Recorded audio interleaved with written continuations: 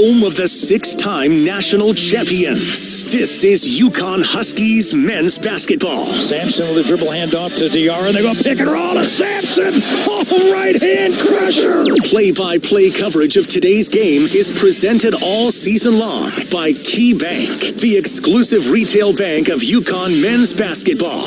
Today's game is also sponsored by Awaken 180 Weight Loss, your long-term solution for weight loss. Brown, Painderas, and Scott. With BPS Lawyers, you get more than a lawyer. You get a law firm. Connecticut Business Systems, a Xerox company. Beyond the expected. The Connecticut Lottery. Visit ctlottery.org. Dean Cabinetry in Bolton. Beautiful kitchens for any budget. Dime Bank. Community banking lives here. Last Fly Airport Parking.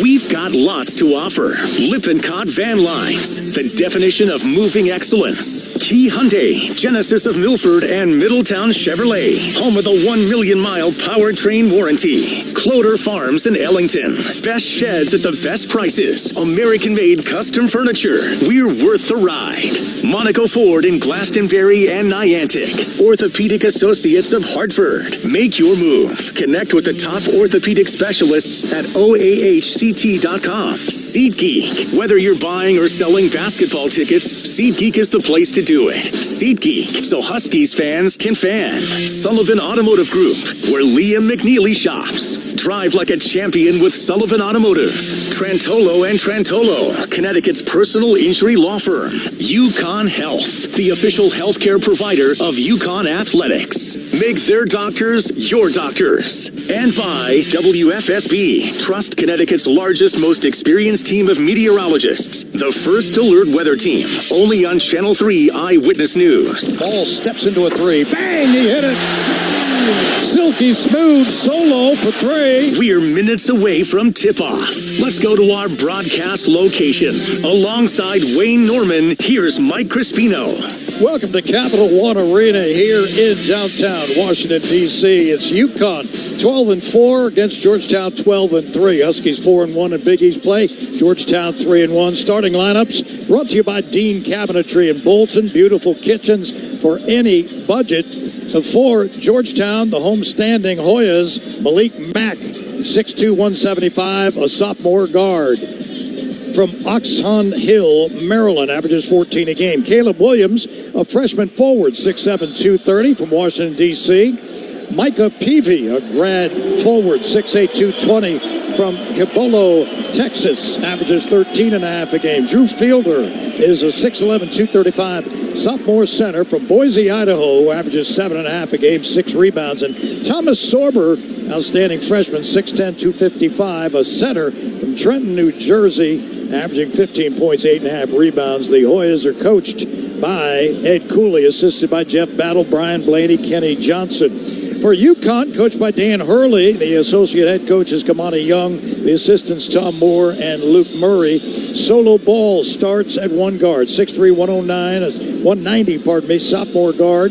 Leesburg, Virginia, averaging 13.5 a game. Jalen Stewart, sophomore forward, 6'7", 215 from Seattle, Washington, makes his fourth start as a Husky this year. Hassan Diarra, grad guard, 6'2", 195 from Queens, New York, averaging 9 points a game, 3 rebounds, and almost 7 assists. Alex Caravan, 6'8", 225, a redshirt freshman forward, Southborough, Mass, averaging 16 points, 5 rebounds. And Samson Johnson, a senior center, 6'10", 225 from Lomé, Togo, averaging 7.5 points and 3 rebounds. The officials, Tony Chaza, Brian O'Connell, Mike Pelot, and we'll be back in just a moment with more. Wayne Norman's keys to the game, opening tip, 10 seconds for station ID, and these messages. This is UConn men's basketball on Learfield, presented by Brown, Painderas, and Scott.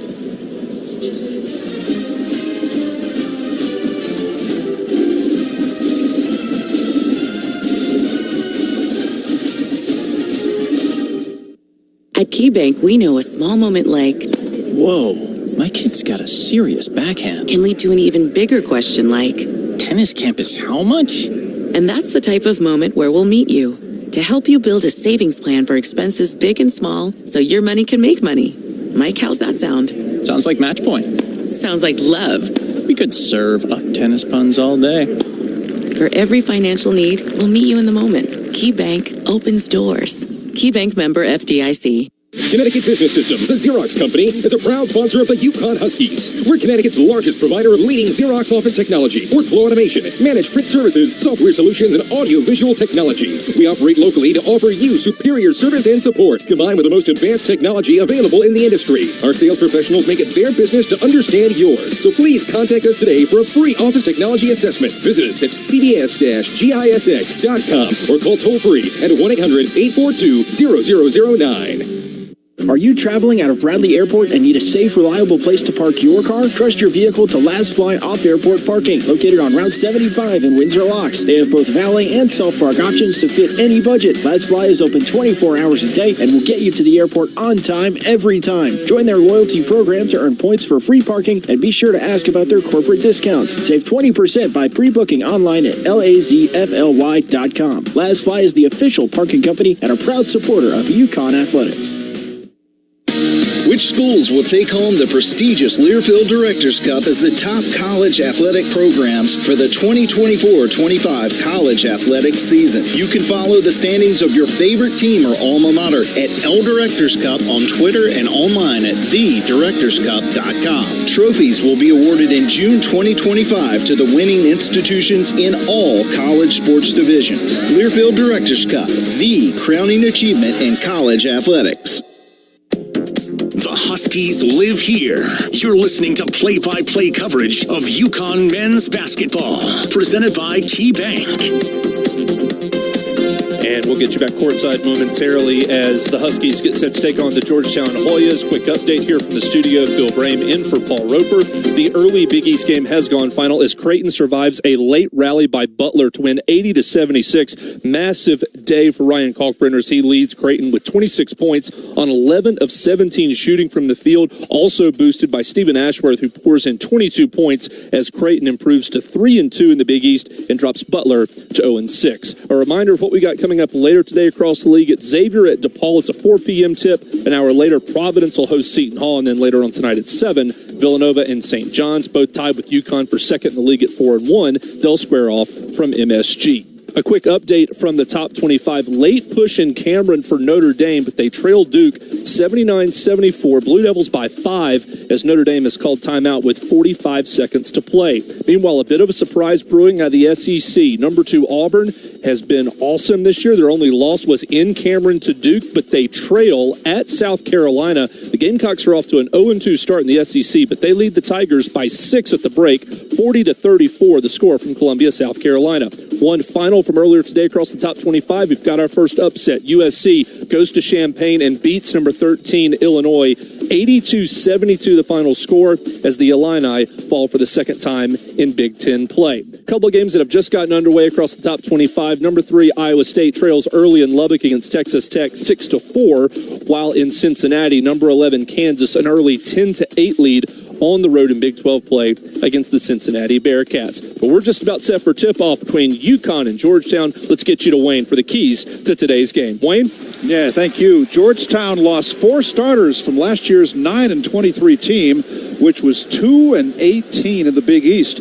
The only returning starter is junior guard Jaden Epps, who has played just 4 minutes in the last 3 games after an ankle injury against Seton Hall on December 22nd. He was preseason third-team All-Big East and takes the most threes for the Hoyas. 6'11", 255 freshman Thomas Sorber is the Hoyas' leading scorer, rebounder, and shot blocker, and Harvard transfer Malik Mack, the point guard. They also feature grad guard Micah Peavy, who leads them in steals, and at 6'8", he is a matchup problem on the perimeter. Coach Ed Cooley rebuilt through the transfer portal. He lost 8 players to the portal, but he added 4. Defensively, they're much better, but they do turn it over a lot. They aren't deep, and they don't get much from their bench, and they don't go to the line a lot.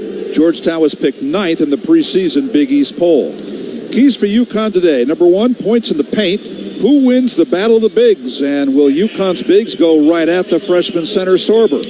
Number 2, rebounding against the Georgetown team with good size. Coach Hurley has stressed getting more rebounding from the guards and from center Samson Johnson, who's averaging under 3 rebounds per game. Number 3, make open three-pointers. The Huskies' second-half comeback Wednesday at Villanova was triggered by threes, but Georgetown's opponents shoot just 29% from 3 in Big East games. Number 4, ball security. It hasn't been much of an issue this year, but Villanova feasted off UConn's 9 first-half turnovers. Dan Hurley just told Mike, we lost the game because we had 13 turnovers. And number 5, a good start. The Huskies have had their 2 lowest scoring halves of the year in the last 2 games in the first half before shooting a combined 65% in the second half of those 2 games. Our keys of the game are sponsored by the Sullivan Automotive Group, where Liam McNeely shops. Drive like a champion with Sullivan Automotive. UConn and Georgetown. Hoyas haven't been drawing much downtown here, averaging just over 4,200 fans, but this place is rocking right now. The 2-time defending national champions, Connecticut, will bring out the best in the home crowd, and they look to have a crowd of over 10,000 in here, so twice as many. We'll get an official count on it as the game progresses, but this place is jamming as UConn takes on the Hoyas.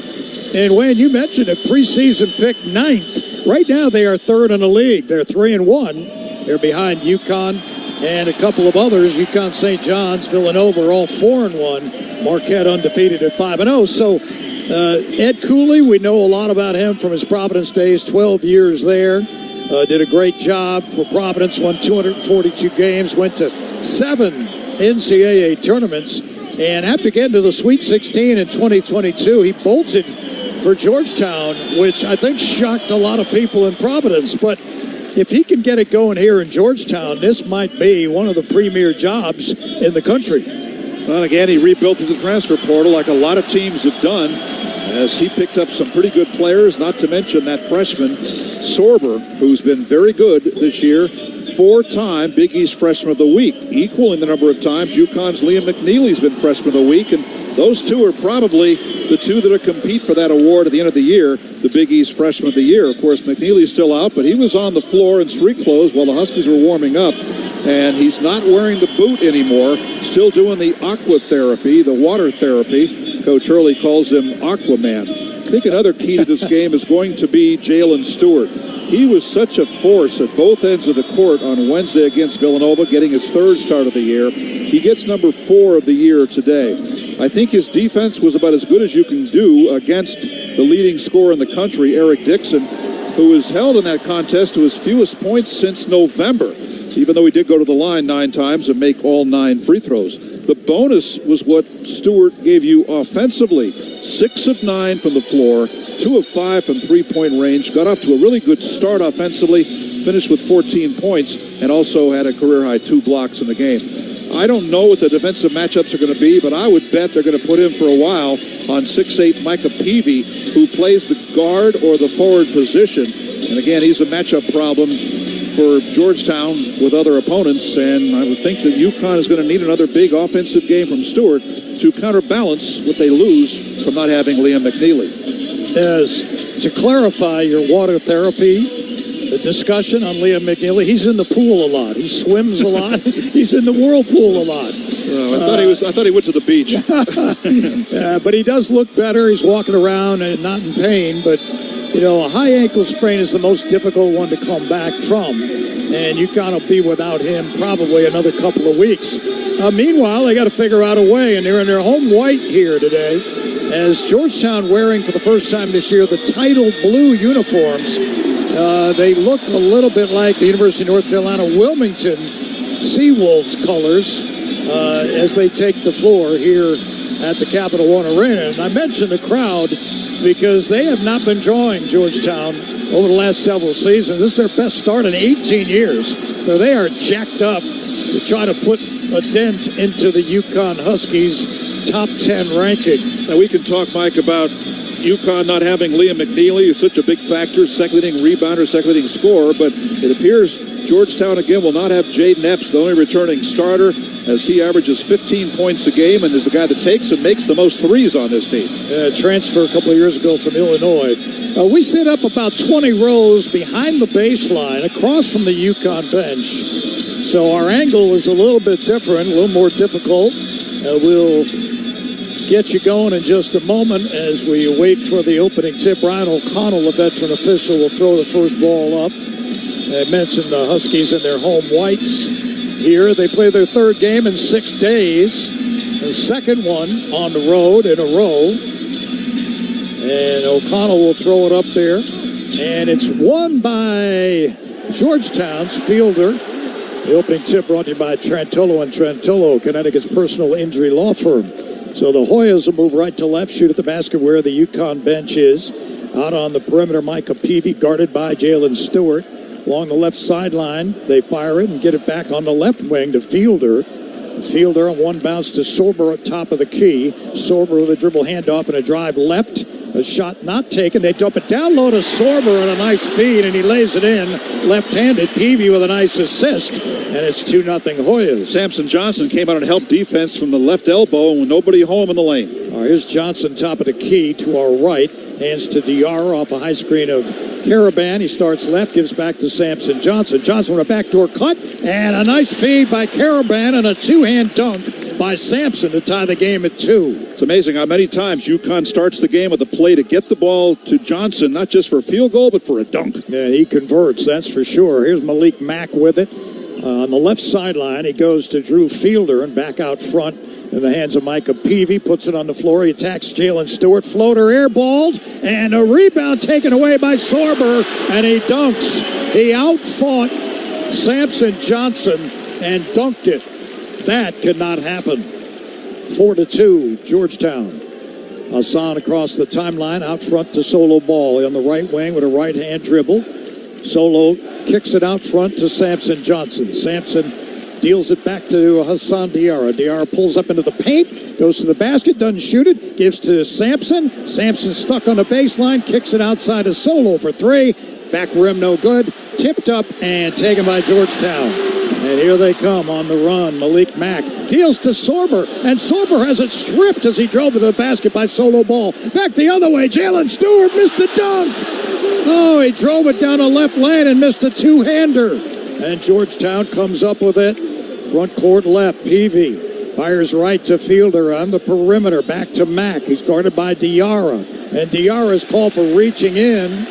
And right away, Dan Hurley is going to the bench for Terrace Reed. He doesn't like what he saw from Samson Johnson defensively early. And before the game, Dan was telling me, Terrace Reed has got to really bring a huge game against Sorber. It's got to be rough and tumble. I did like Johnson's inside-out pass to a wide-open ball who missed the 3. Sorber high post right with Georgetown leading by 2, 4-2. Sorber with a jab step. He's outside the arc, and he hands it over to Malik Mack. Mack with a left-hand dribble. He's got DR in front of him.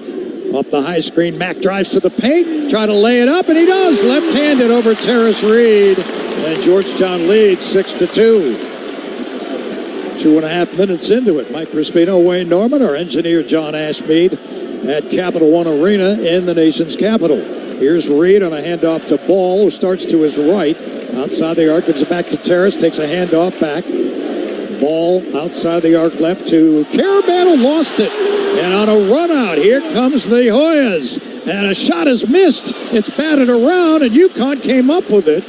As the drive by Caleb Williams, he couldn't convert, and UConn catches a break. Here's Stewart in the corner, missed it. A three-pointer in front of the Georgetown bench, rebounded by the Hoyas. Quickly to the front court. A blow-by drive by Mack, and a kick out, and he lost it. Reed came up with it, and Reed is fouled by Sorber, I believe. That is not a good foul by Thomas Sorber. Terrace Reed had the ball. He was on the floor, and Sorber fouled him. And so it'll be UConn basketball. Turnovers are a problem for this Hoyas team, averaging 13.4 per game. They've already got 2. 6-2, Georgetown leads it. We are 3 minutes and 15 seconds in. Diarra across the timeline, left to right. UConn in the home white playing on the road. Terrace Reed, high post left. And looking to get it back to Caravan. He gives to Jalen Stewart on the left wing. And he deals it on the left sideline to Diarra. Down low, they go to Reed. They double-team Reed. They work the perimeter to Ball. Ball tried to drive it. He couldn't. Gives to Diarra on the left wing. Crossover, Diarra. Back to Ball. Stops and shoots. And drills a three from the right-hand side. He gave it an up fake. That's always a tough thing to do for a shooter. And UConn's down 6-5. Set up by the dribble drive in the lane by Diarra on the kick out to the open ball, top of the circle. All right, Peavy on the right hash. On a bounce to Malik Mack. Starts left, gives to Fielder between the rings. On a bounce left, this time to Caleb Williams. They work the perimeter in the hands of Peavy. He's guarded by Stewart, tries to blow by Stewart, and he fouled him on the way in. So the dribble penetration there by Georgetown, and UConn's defense being challenged by the Hoyas early as there is a timeout on the floor. 6-5 Georgetown. UConn basketball presented in part by Johnson Brunetti, the official wealth management sponsor of the UConn Huskies. You're listening to UConn Men's Hoops on Learfield, presented by Brown Paint, Darris and Scott. When severe weather rolls in, every second counts. That's why you trust the largest team of local weather experts and First Alert Live Radar. Heavy rain moving toward the Hartford area. Connecticut's only live radar tracks storms border to border and right down to your street, giving you the first alert anytime, anywhere. We're expecting thunderstorms to develop. First Alert Live Radar from Channel 3. Because when seconds count, having a first alert is everything. Power Station Events is the official production partner of the UConn Huskies, the ultimate one-stop source featuring audio, video, lighting, staging, talented DJs and musicians, photography and videography, stunning decor and florals, and much more. As we celebrate our 40th anniversary, we want to thank UConn Nation as we look forward to the next 40 years. Visit us at powerstationevents.com and let us help you plan your next awesome event. Aw, shucks. The game's on TV, but I can't listen to the call of my favorite team broadcasters. Never fear, Sync My Game is here. Sync My Game? Yes, Sync My Game. If you have a DVR and streaming device, head to syncmygame.com from Learfield. It's never been easier to hear the impassioned voices of your favorite radio crew synced with the TV. Wow, thank you, Mr. Just remember, syncmygame.com. This is UConn Men's Basketball, presented by Key Bank. Now back to our broadcast location. 6-5 Georgetown early on against UConn, experiencing life changes like divorce, death, starting or buying a business. With Brown Paint, Darris and Scott, you get more than a lawyer. You get a law firm. Visit bpslawyers.com or reach out at 860-CALL-BPS. That's 860-CALL-BPS. Huskies over the season have had a difficult time containing guards on the perimeter, dribble driving to the hoop, and we saw Mack do exactly that to give Georgetown the 6-2 lead. Hoyas now 3 for 5 from the floor. They've not taken a three so far, while the Huskies are 2 for 5, and they are 1 for 3 from three-point range with the one made by Solo Ball. Before the timeout, the foul was on Jalen Stewart, and as I suspected before the opening tap, he is most of the time guarding 6'8" Micah Peavy, who is a guard, but he's a guy that has size advantage over most perimeter players, so they use the size of Stewart at 6'7". And Jay Stu already has taken 2 shots. He's 0 for 2 and missed a 3. Coach Hurley also made a big deal about rebounding yesterday. Not just that he wants more rebounding from the centers like Samson Johnson, but also from the guards. Well, early on, it's a 4-1 advantage for Georgetown with 2 of those rebounds by 6'2" Malik Mack. My front court left, Georgetown. Across from the UConn bench will inbound the ball. Malik Mack, the sophomore guard from Oxon Hill, Maryland. He gives it up to Thomas Sorber, gets it back. He's outside on the right wing, outside the arc, tries to blow by Diarra. Step back jumper by the left-hander, no good. Rebounded by Terrace Reed, outlet to Jalen Stewart. Stewart runs to the front court along the right sideline, gives it up to Diarra on the right wing. Out front to Caravan. Caravan holds. He's being guarded by Drew Fielder. Kicks left to Stewart, and now a near steal as Diarra has it. Back to Alex Caravan, who launches a 3, misses off the left ring of the basket, and it's rebounded by Georgetown. Micah Peavy walks it across the timeline, front court left, guarded by Solo Ball. Skips it on the left wing to Caleb Williams. Williams tries to go down low to Sorber. along the left baseline. He faces up and launches, and Sorber misses. And a rebound, Diarra. Diarra on a run to the front court. Skips it left the ball, and it's intercepted. On a run out and a dunk. Micah Peavy crushes 2 points for Georgetown. And they lead it 8-5. You can't be sloppy cross court with this team. Second leading steal man of the Big East now with 37 on the year. All right, Diarra to the front court. Fires right to Ball. Ball back to Diarra on the right wing. Hassan to Caravan for 3. And Alex in and out it goes. Rebounded by Fielder. Fielder ahead to Mack. Mack down the lane. Tries to attack Diarra. Can't beat him. Backs away on the left wing. And a foul is called on Reed, as he and Sorber got tied up. And so Dan Hurley's going to go back to Samson Johnson as Reed commits a foul. Alex Caravan had not taken a shot in the first 5 minutes of the game. He's taken UConn's last 2, both open looks from three-point range. So now in the last 2+ games, he is 3 for 12 from 3 on the season, a 42% shooter. So the ball inbounded, and a turnover as Jaden Ross forced a turnover on a travel, a third turnover by the Hoyas. It was in the hands of Peavy. As they've made a substitution out of the Hoyas. Curtis Williams, a sophomore guard from Detroit, Michigan, who transferred from Louisville, is in the game. He's a 6'6" guard. Here's Samson Johnson in the near corner. Zone defense by this Georgetown team. Here's Ross. Puts up a little floater, no good. It's batted around, and Sorber comes up with it.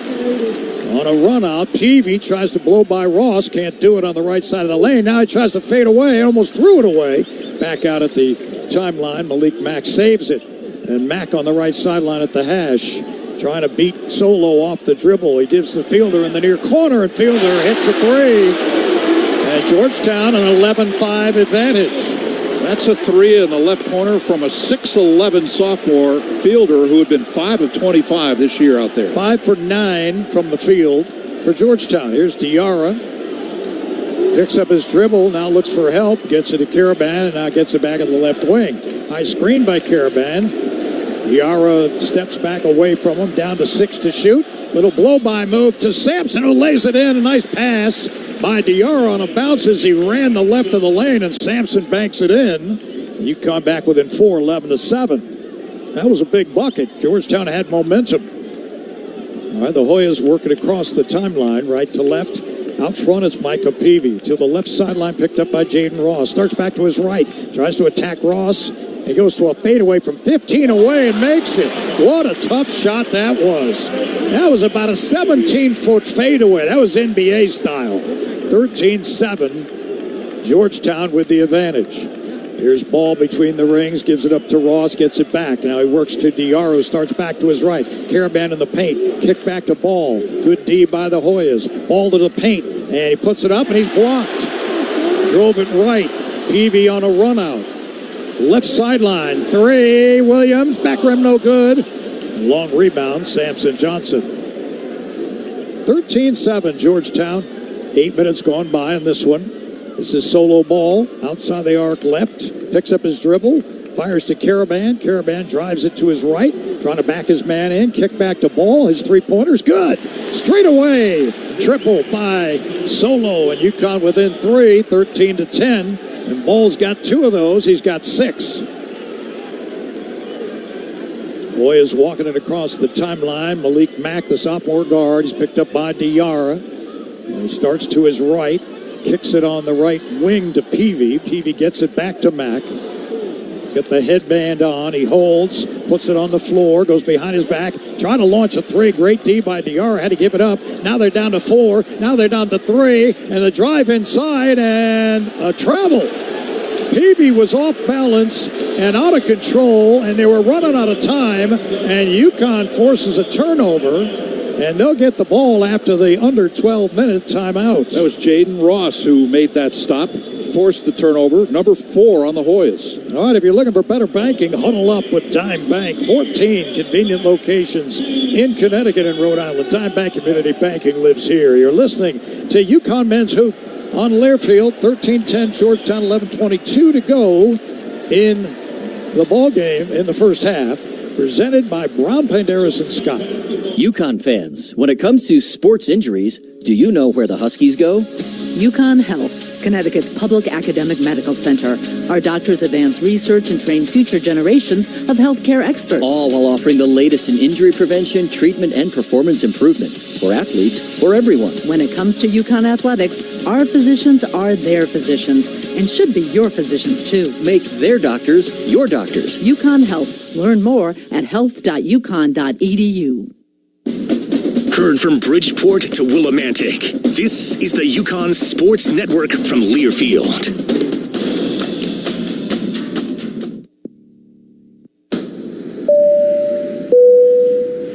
This is your captain. We are going to be experiencing some slight turbulence. Please fasten your... Oh, hold on. Just got a video of my cat. Imagine the pilot of an airplane was as confident as you are texting and driving. Seems kind of crazy when you put it like that. Visit StopTextStopWrecks.org. A message brought to you by the National Highway Traffic Safety Administration, Project Yellow Light, and the Ad Council. Comes to a gun suicide attempt, all it takes is a moment.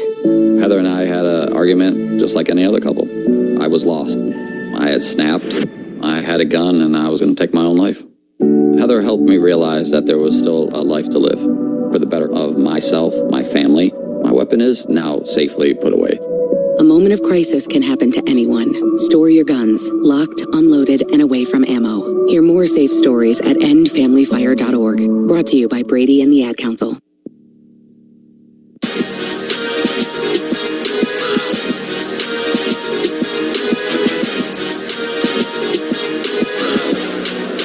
Today at 3:30, the men's hockey team plays its only January home game. They host the Wildcats of New Hampshire. UConn can be seen on ESPN Plus, or if you're in the area, go to UConnTickets.com for ticket information. 13-10 Georgetown with the lead. They made 6 of their 11 shots. UConn 4 of their 11. And the Huskies 2 for 6 from 3. The 2 makes both by solo ball. Threes keeping them around in this game after a big run by Georgetown. 7-2 gave them at the time a 13-7 lead. That UConn hockey win yesterday at New Hampshire was against number 17 New Hampshire. Huskies won at 4-1. Grad student Hudson Shandor had a goal, assisted on 2 goals, and surpassed 100 career points. So a good win for Mike Kavanaugh's Huskies yesterday up in Durham, New Hampshire. A solo ball, by the way, coming off an honor roll mention in the Big East. Last week, 2 games, 19 points a game, 5 rebounds. They need him, no question. Without McNeely available for his, so many things he does, rebounds, scores, handles, gets to the line. Passes. Yeah, ball's got to do a little bit more. So does everybody. And UConn so far, 1-1 without Liam McNeely. They'll have at least 3 more games without him. So they got to figure it out. UConn women are down here in the nation's capital, too, as they played Georgetown, a 4 o'clock scheduled game today. There was some flight issues yesterday, and the 2 teams, men and women, had to combine to fly on the same plane down here. All right, Jaden Ross inbounds the ball. He plays with Aiden Mahaney. Solo ball, Caravan Sampson Johnson. Ross across the timeline on the left sideline as they go left to right. And now it's Mahaney out front, skips it left to Ross, gets it back, fires it right to Ball. Looks like a kind of a matchup zone by Georgetown right now. Mahaney on the right wing, backs away with a left hand dribble. He likes to go left. They double team him. Get it on a bounce to Sampson Johnson. Backdoor cut to Caravan. Back to Mahaney on the right side. Mahaney duck under, puts up a shot, and is blocked by Sorber, but he's fouled. And that's 2 on Thomas Sorber. Mahaney, who likes to go left quite a bit, switched back to the right, and Sorber got him on the arm. And, of course, the crowd not happy about it. Might have got him on the left arm. Thomas Sorber's really not happy at all. Caravan saved that possession. There was a pass that led him too much as he cut across the baseline left to right, and he's able to extend and keep it, and eventually kicked it back out, and then Mahaney got fouled. Mahaney's first free throw goes in. He hasn't been there very often in his UConn career. He's now 12 for 15 in the 17 games he's now played for the Huskies. But he gets UConn within 2 with 13-11. Aiden's second one is up, and no good. Back rim, and rebounded by Mack. He tracked it down. He beat Sampson Johnson to it, and here come the Hoyas. Malik Mack out near the timeline. He's guarded by Solo, tries to blow by him, and he's blocked by Samson Johnson on a left-hand dish. And on a run out, here's Ross who tried to reverse it up and in. What a shot by Jaden Ross, circus-like. And UConn has tied it at 13 apiece. Now they double the ball. They work to Fielder out front. Fielder on the left corner gives to Peavy, who spins away from Jaden Ross. Can't get the shot off. Now he's in trouble. Gets it back to Fielder on the left wing. Fielder puts it on the floor. He hands it over to Epps, who fires a shot. It's in and out, and it's rebounded, and a foul on Georgetown. So Jaden Epps comes into the ball game. We had no idea he was going to play today. Didn't think he would play, but he's in there now. The junior guard who's played very little in the last 3 games for the Hoyas, and one of their best scorers at almost 15 a game is in the game. Had an ankle injury on December 22nd at Seton Hall. In the last 3 games, played only 4 minutes, so I guess the ankle getting better. Apparently so, and he hadn't practiced. Rich Savakin told you he wasn't able to practice much with his team in the last few days. UConn front court right, it's Ball. He gets to Caravan on the left sideline in front of the Hoyas bench. Caravan guarded closely there, skips it right to Ball. Ball out front, got Peavy in front of him. Starts to his right, goes behind his back, left hand, gives it up to Mahaney. Mahaney starts right, now they're down to 6, they're down to 5. Mahaney to the basket, lays it up and in left-handed. Strong move by Aiden, and UConn leads 15-13. Little stop-and-go move by Mahaney. Consecutive plays where he has driven the paint. 9.5 to go in the first half. 8-0 UConn run. All right, Micah Peavy tries to blow by Ross, and Ross is all over him. He missed the shot. The rebound, Caravan. Great D by Jaden Ross. Caravan to the front court on the left wing, and a hand off the ball. That's a long 3. Off the side rim. Rebounded by Caravan. He reversed it in. Oh, Special K. Came out of nowhere, and UConn's lead is 4 now.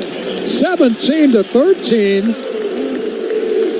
The timeout has been called by Ed Cooley, and he is really hot. He didn't like what happened in the offensive zone for the Huskies. And Caravan, the Monaco Ford Championship drive. Aiden Mahaney drives a Monaco Ford. You can too. Visit MonacoFord.com for current offers. A 30-second timeout, and UConn on a 10-0 run here in the last 3 minutes or so. 12-2 over the last 4 minutes. As they've gone 4 for 5, while Georgetown's missed all 4 of their shots. Caravan hadn't been shooting well, missed his first 2 shots. Back-to-back shots were both threes, but this time gets the offensive rebound and puts it back up and in to make that a 10-0 UConn run. Georgetown hasn't scored since that kind of miracle shot by Peavy that gave them a 6-point lead at 12:45. We're now at 9:08, and they haven't scored since. Huskies 10-0 run over the last 2 minutes and 50 seconds. UConn is up to 7 for 15 shooting now, and Georgetown 6 for 14. Team's pretty much even on the glass. Georgetown has 9, UConn has 8, but a big offensive rebound. UConn's first of the game a moment ago by Caravan. He got the putback. And with Thomas Sorber on the bench with 2, this Georgetown team is small. They're going to go back to Sorber, though, so pushing the chips to the center of the table is Ed Cooley. So he goes to his big man with 9 minutes to go in the half, playing with 2 fouls. This Georgetown front court left work against the UConn defense. Sampson almost stole it. It's batted into the back court and recovered by Sorber. He gives it up to Caleb Williams, who hands off to Micah Mack, who starts to his right on the right wing. Mack trying to get a shot up, dumped it on the baseline, and he is fouled by Samson Johnson as Jordan Burks trying to go up and lay it up, and he got whacked by Sampson. There'll be 2 free throws coming for the Hoyas here. Smart offense by the Hoyas. The shot clock was down to 6, so they decided to pound the ball inside, and eventually Johnson got foul number 1. So the UConn bigs now each have 1 foul apiece, Reed and Johnson. So to the line, the first free throw is up and good. And by Jordan Burks, a sophomore. He's from Decatur, Alabama. And it's a 17-14 UConn lead. So that ended the 10-0 UConn run. It was 7-0 after Sorber went out with a second foul, but he's back in now. Burks has made a couple of starts this year, but coming off the bench primarily. They've gone 8 of 11 from the line. He makes both free throws. And it's 17-15 UConn with 8:43 to go in the first. Mahaney, Karaban, Ross, Sampson, Johnson, and Jalen Stewart now for the Huskies. Mahaney works across the timeline. Top of the arc, skips it over the right side of Ross, gets it back. Mahaney guarded by Epps. Fires left to Stewart in the near corner. It's Jaden Ross for three, and Jay Ross delivers a triple. And UConn leads 20-15. He's made a couple last couple games. And UConn needs the offense, that's for sure, without McNeely available. Really quick touch pass by Stewart, set him up in the left corner. Mack being pressured by the UConn defense. Now he puts it on the floor. He attacks the rim. Sampson hangs in the air, and Mack able to double clutch a layup in off the glass. 20-17 UConn. Huskies lucky that wasn't foul number 2 on Johnson. Well, Mahaney on the right wing to our right. Shoots at the basket with the Georgetown bench. His step back by Mahaney is good. Oh, he buried one. UConn 23-17. Aiden Mahaney providing a boost. He's got 6. It's a 3-ball. Here is Georgetown front court left. Caleb Williams out near the timeline looking for help. UConn overplaying more on defense than we've seen him. And here is Epps, tries to drive it left. Crossover, tries to attack Mahaney into the paint. Can't get a shot off. He ducks underneath and lays it in, but they wave the basket off. Mahaney fouled him before the shot. I thought he did a pretty good job defensively, but he did commit the foul, and that is UConn's 5th team foul. So no shots when we come back off the timeout. UConn leading 23-17, 7:20 to go here in the first. You're trying to lose weight, nothing works for the long term. Turn to the solution for weight loss, Awaken180weightloss.com. You're listening to UConn men's basketball. Huskies by 6, 7:20 left in the first. It's presented by Brown Paint, Harrison Scott. Is your retirement game plan a well-executed play or a Hail Mary pass? Hi, I'm Jake Dozer, Certified Financial Planner. At Johnson Brunetti, we've helped over 5,000 families prepare for and live in retirement. And now we're proud to be the official wealth management sponsor of the UConn Huskies. Visit us at johnsonbrunetti.com and get free financial planning books and resources. Johnson Brunetti, Retirement and Investment Specialists. Johnson Brunetti is a marketing name for the businesses of JB Capital and JN Financial. Investment advisory services offered through JB Capital, LLC. Insurance products offered through JN Financial, LLC. Hey, Husky fans, basketball season is here, and SeatGeek is here to help you experience all the action. SeatGeek makes it easy to find tickets so you can be a part of all the courtside celebrations this season. Whether you're buying or selling tickets to UConn basketball games or to any other live event in your area, SeatGeek is the place to do it. SeatGeek is the official fan-to-fan ticket marketplace of the UConn Huskies. The most disruptive idea in ticketing, a ticket that works. Expect the expected. SeatGeek.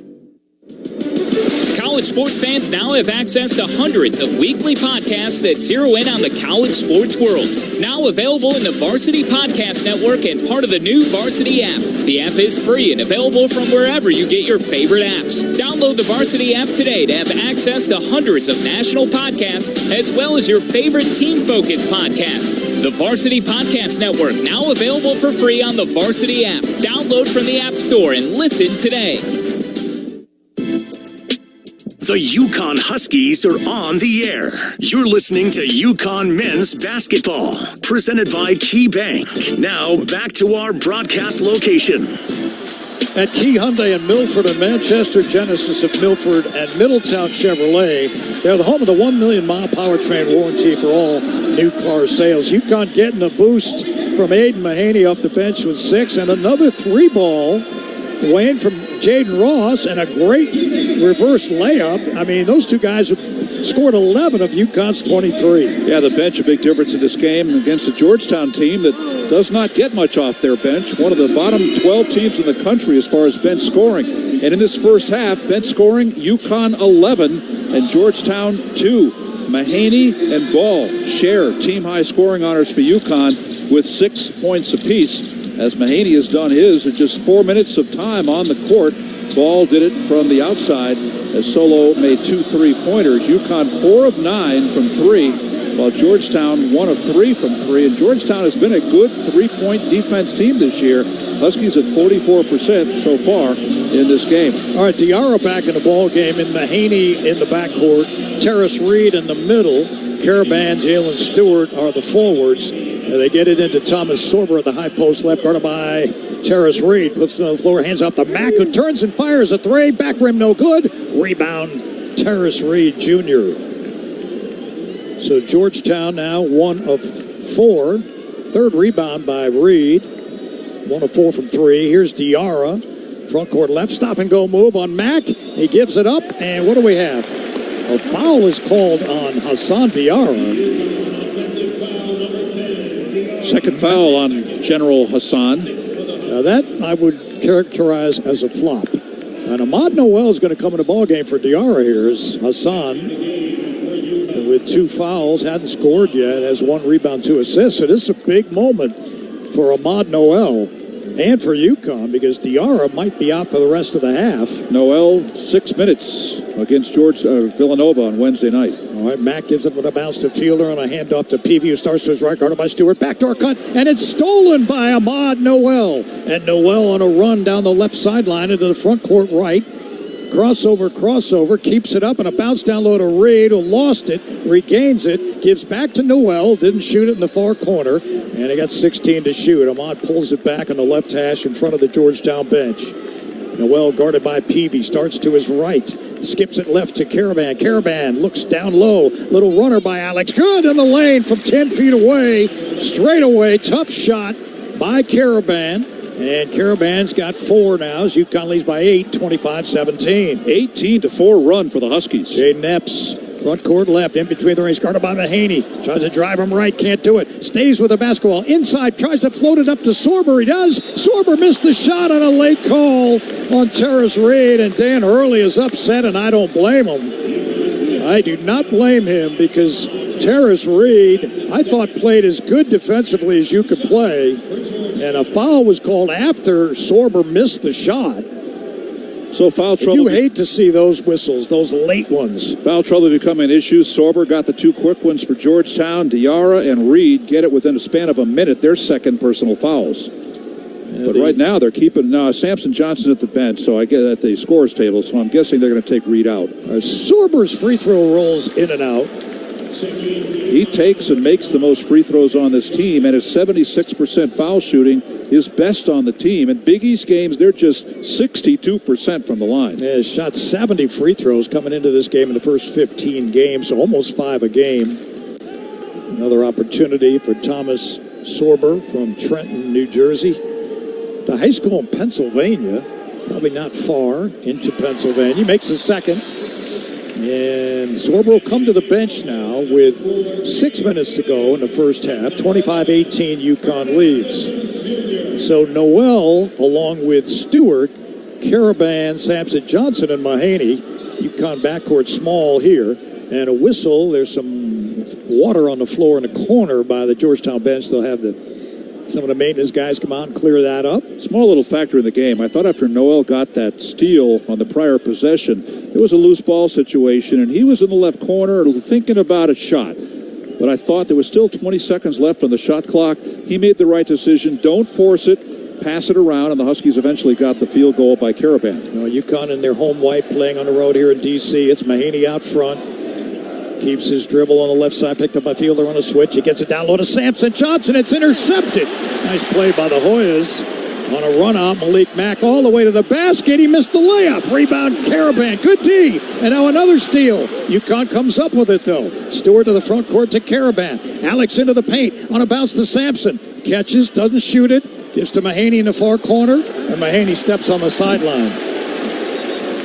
And they turn it over. And now some words. There might be double technicals here as Mahaney and Peavy were going at it in the corner. Huskies back-to-back turnovers, two consecutive possessions, both by Mahaney. It is a T. Is it Peavy or is it not? Let's see. That counts as a team foul as well. That gives UConn 8 team fouls. You won't shoot on this. Solo ball comes in, replacing Aiden Mahaney.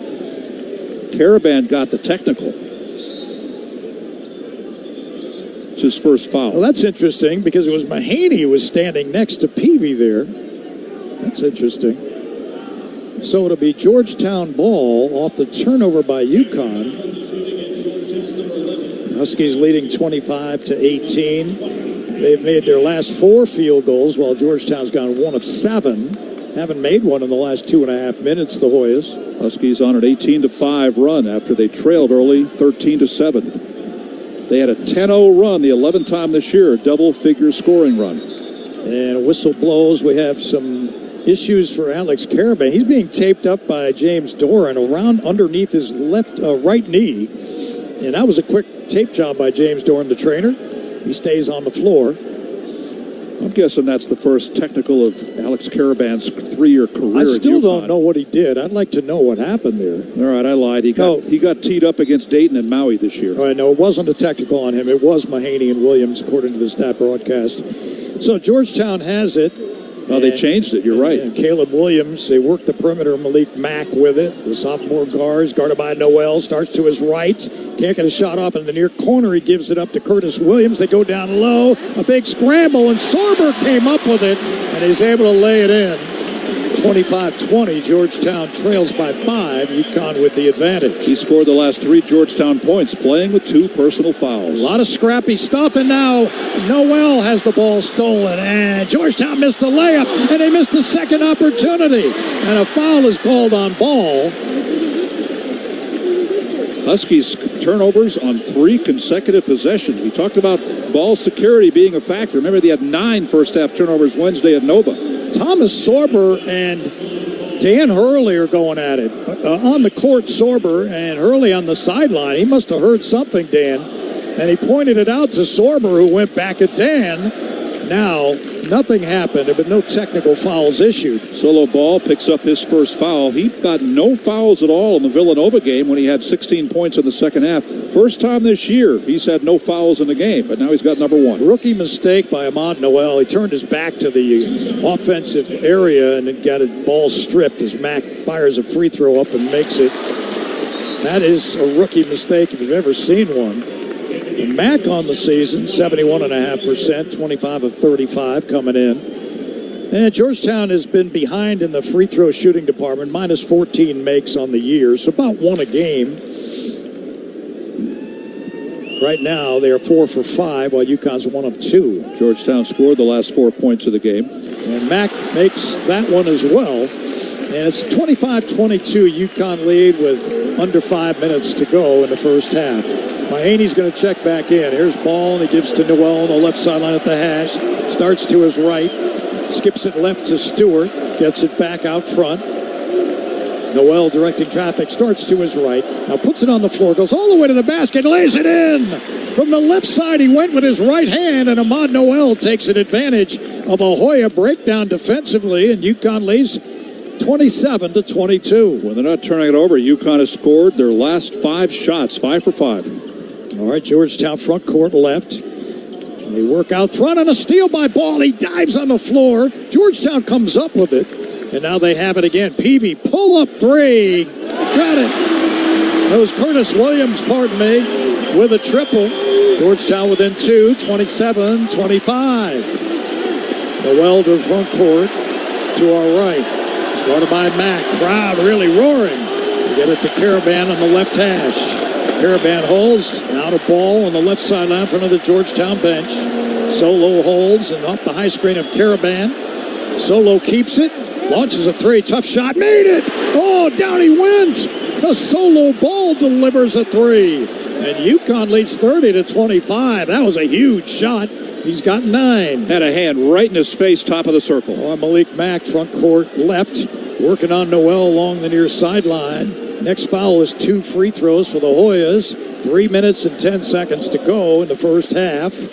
As Mack has it between the rings. He's guarded by the freshman Noel. Tries to blow by him, and he does. All the way to the basket, but he missed the layup. Noel was there, and Noel has it deflected out of his hands to Ball. Now Caravan tries a 3, and Alex. Oh, bullseye, baby. And UConn back up by 8, 33-25. Caravan. 3-pointers were the big factor in UConn's comeback at Villanova Wednesday, and they've hit some threes here in the first half. Now 6 of 11. Peavy on a blow-by, and Stewart grabs the ball and fouls, and there are going to be 2 free throws, and Dan Hurley's really upset with Jalen Stewart right now. He is really rip-roaring mad. Stewart tried to catch up defensively, And he did deflect the ball loose, but it'll be 2 free throws coming for Georgetown after the timeout. 2:41 left in the first half. When you're out of town, want to keep up with live college sports, be sure to download the free Varsity Network app, available for both Apple and Android. Listen to college sports live with the free Varsity Network app. UConn 33-25, 2:41 to go in the first. Let's pause 10 seconds for station ID. You're listening to UConn men's basketball on Learfield, presented by Brown Paint, Harris and Scott.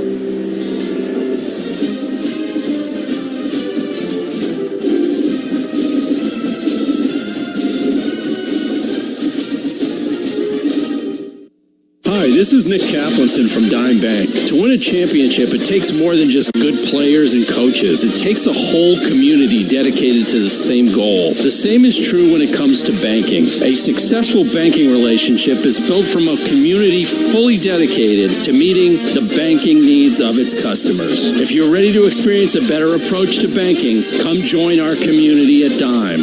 It's your bank, your choice, your Dime. Dime Bank. Community banking lives here. Member FDIC.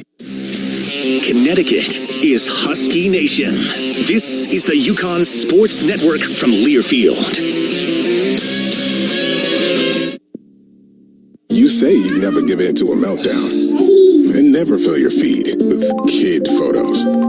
You say you'd never put a pacifier in your mouth to clean it and never let them run wild through the grocery store. So when you say you'd never let them get into a car without you there, know it can happen. 1 in 4 hot car deaths happen when a kid gets into an unlocked car and can't get out. Never happens. Before you leave the car, always stop, look, lock. Brought to you by NHTSA and the Ad Council. The possibility of lung cancer can be pretty scary, especially if you're one of approximately 8 million current or former smokers at high risk. That's why SaveByTheScan.org wants you to know that now there's a breakthrough low-dose CT scan that can detect lung cancer early, and it only takes 60 seconds. You stop smoking, now start screening. For an easy quiz to see if you're eligible, visit SaveByTheScan.org. It could save your life. SaveByTheScan.org is brought to you by the American Lung Association's Lung Force Initiative and the Ad Council.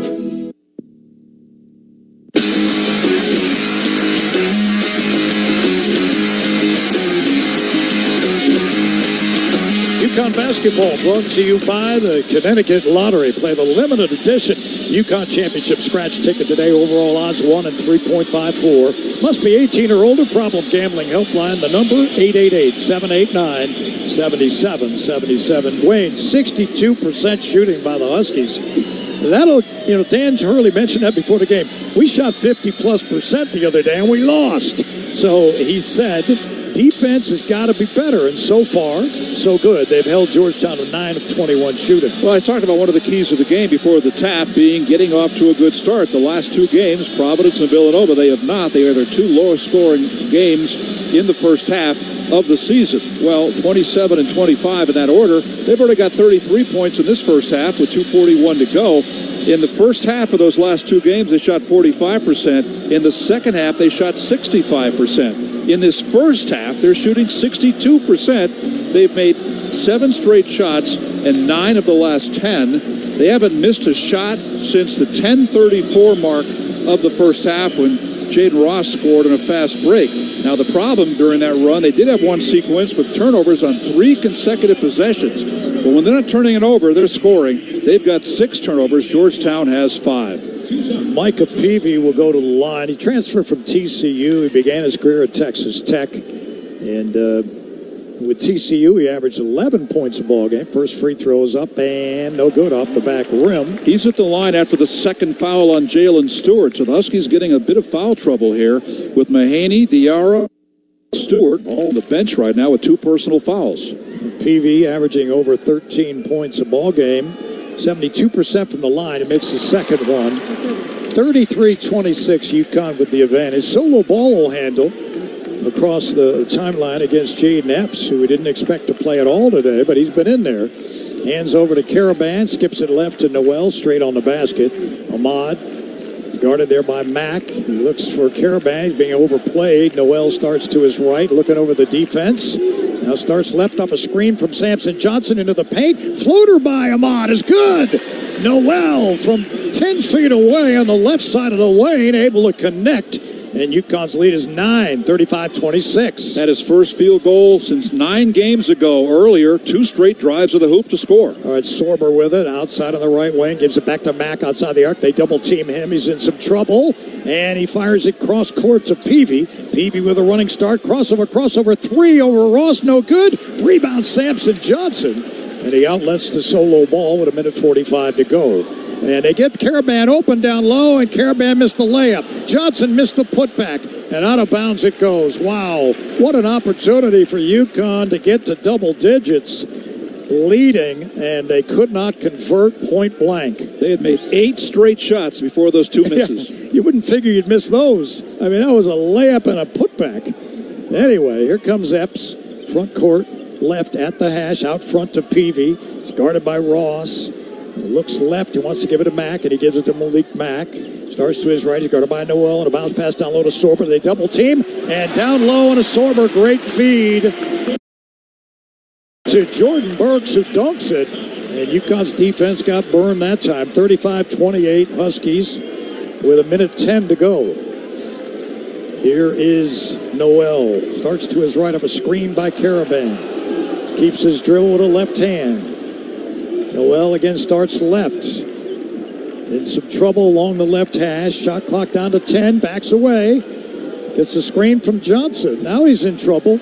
Ahmad has to give it up to Sampson. Uh-oh. And now Ball will fire a 3 at the buzzer. No good. And a shot clock violation. That was about as ugly as it gets for an offensive sequence, as Ahmad Noel got stuck handling and didn't get the offense running, and Dan Hurley's giving him a few instructions now. No, part of the problem he had, Mike, was that once that shot clock was running down and he couldn't get a shot off, he passed back out to Samson Johnson, 18 feet away from the hoop with 2-1. That's not the guy you want shooting that far out. Well, plus, you can't go backwards. You got to go to the basket, even if you throw up a lousy shot. You got to go toward the basket. Now, here's Georgetown front court left. Peavy in the near corner. They go on the Sorber. Steal by Sampson. Sampson ahead to Noel. He sprints to the front court. He dishes over to Jaden Ross for 3. And back rim no good by Jaden. Jaden Epps rebounds. Epps on a run out. Into the paint on Noel. And he is blocked by Noel. And out of bounds it goes. Nice defense by the freshman as he was trying to slow down Jaden Epps. And he was able to block it out of bounds. It'll be Georgetown's ball with 15.5 left in the half. UConn leading 35-28. Malik Mack looking to inbound the ball, and he does get it into Epps. Epps in the corner for 3, and he makes it. 35-31, UConn. They'll get the last shot here with 8 seconds to go. There's Noel up the high screen, fires a 3, banks it off the rim, no good, and that ends the half. So Georgetown goes to the locker room down only 4.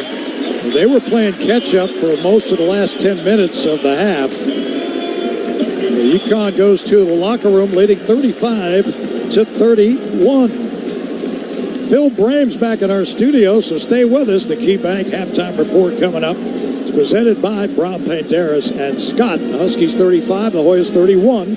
This is UConn basketball from Learfield. Connecticut Business Systems, a Xerox company, is a proud sponsor of the UConn Huskies. We're Connecticut's largest provider of leading Xerox office technology, workflow automation, managed print services, software solutions, and audio-visual technology. We operate locally to offer you superior service and support, combined with the most advanced technology available in the industry. Our sales professionals make it their business to understand yours. So please contact us today for a free office technology assessment. Visit us at cbs-gisx.com or call toll-free at 1-800-842-0009. Is your retirement game plan a well-executed play or a Hail Mary pass? Hi, I'm Jake Dozer, Certified Financial Planner. At Johnson Brunetti, we've helped over 5,000 families prepare for and live in retirement. And now we're proud to be the official wealth management sponsor of the UConn Huskies. Visit us at johnsonbrunetti.com and get free financial planning books and resources. Johnson Brunetti, Retirement and Investment Specialists. Johnson Brunetti is a marketing name for the businesses of JB Capital and JN Financial. Investment advisory services offered through JB Capital, LLC. Insurance products offered through JN Financial, LLC. When severe weather rolls in, every second counts. That's why you trust the largest team of local weather experts and First Alert Live Radar. Heavy rain moving toward the Hartford area. Connecticut's only live radar tracks storms border to border and right down to your street, giving you the first alert anytime, anywhere. We're expecting thunderstorms to develop. First Alert Live Radar from Channel 3. Because when seconds count, having a first alert is everything. Are you traveling out of Bradley Airport and need a safe, reliable place to park your car? Trust your vehicle to Last Fly Off-Airport Parking, located on Route 75 in Windsor Locks. They have both valet and self-park options to fit any budget. Last Fly is open 24 hours a day and will get you to the airport on time, every time. Join their loyalty program to earn points for free parking, and be sure to ask about their corporate discounts. Save 20% by pre-booking online at lazfly.com. Last Fly is the official parking company and a proud supporter of UConn Athletics.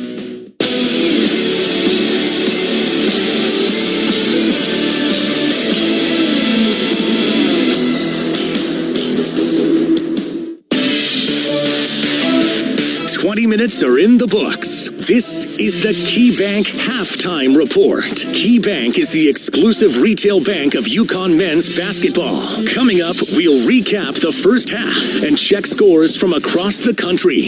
Now, let's go to the Learfield Network studios. Back and forth first half, but it's the Huskies by 4 at halftime in our nation's capital. 35-31 over the Georgetown Hoyas. Phil Brayman for Paul Roper here in the studio. Nothing doing right now in the Big East. One final, though, from earlier today. Creighton wins at Butler 80-76. Ryan Kalkbrenner, a monster day for the Blue Jays. 26 points on 11 of 15 shooting. He also pulled down 9 rebounds and had 3 steals in the Creighton victory. Coming up later today in Big East men's basketball, they'll get going in an hour or so from Chicago as DePaul hosts Xavier. An hour later, Providence at home to Seton Hall. The nightcap from MSG. They get going at 7 o'clock between Villanova and St. John's. Again, both those teams tied with UConn at 4-1 for second place in the Big East standings. Don't forget, UConn women's basketball also faces Georgetown today. That is a 4 o'clock Eastern tip-off coverage on 105.9 FM. Again, our halftime score, 35-31. Huskies over Georgetown. We'll go across the top 25, including a tight one between Auburn and South Carolina. We'll see if the number 2 ranked Tigers can pull it out when we come back.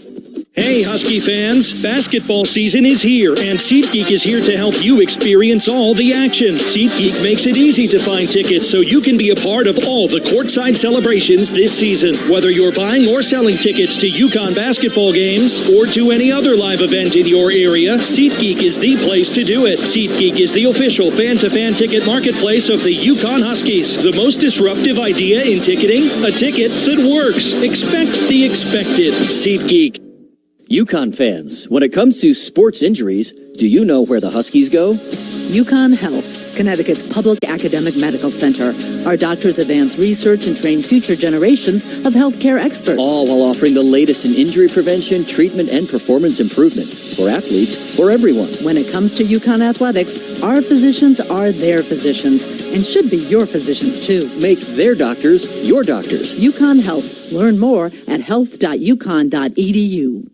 Planning a move? Let Lippincott Van Lines, the official mover of the UConn Huskies, take the worry and stress out of your relocation. Whether you're moving across the country, across the world, or just across the street, Lippincott Van Lines will handle your packing, moving, and storage needs with the care and quality they deserve. If the UConn Huskies football team can trust Lippincott to get their gear to the field on time, you can trust them to get your items where they need to be. Call Lippincott Van Lines today for a free estimate at 800-245-8563.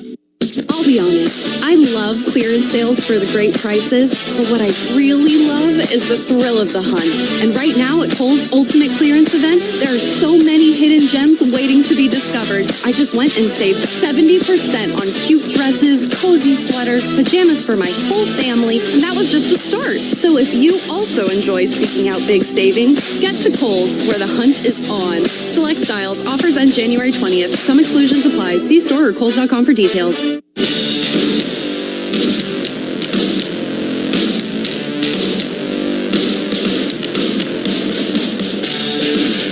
20 minutes in the books with UConn up on Georgetown, 35-31. We'll check the stats coming up here in a bit. Phil Brayman for Paul Roper here in the studio as we go outside the Big East and go across the top 25. Right now, number 2 Auburn at South Carolina.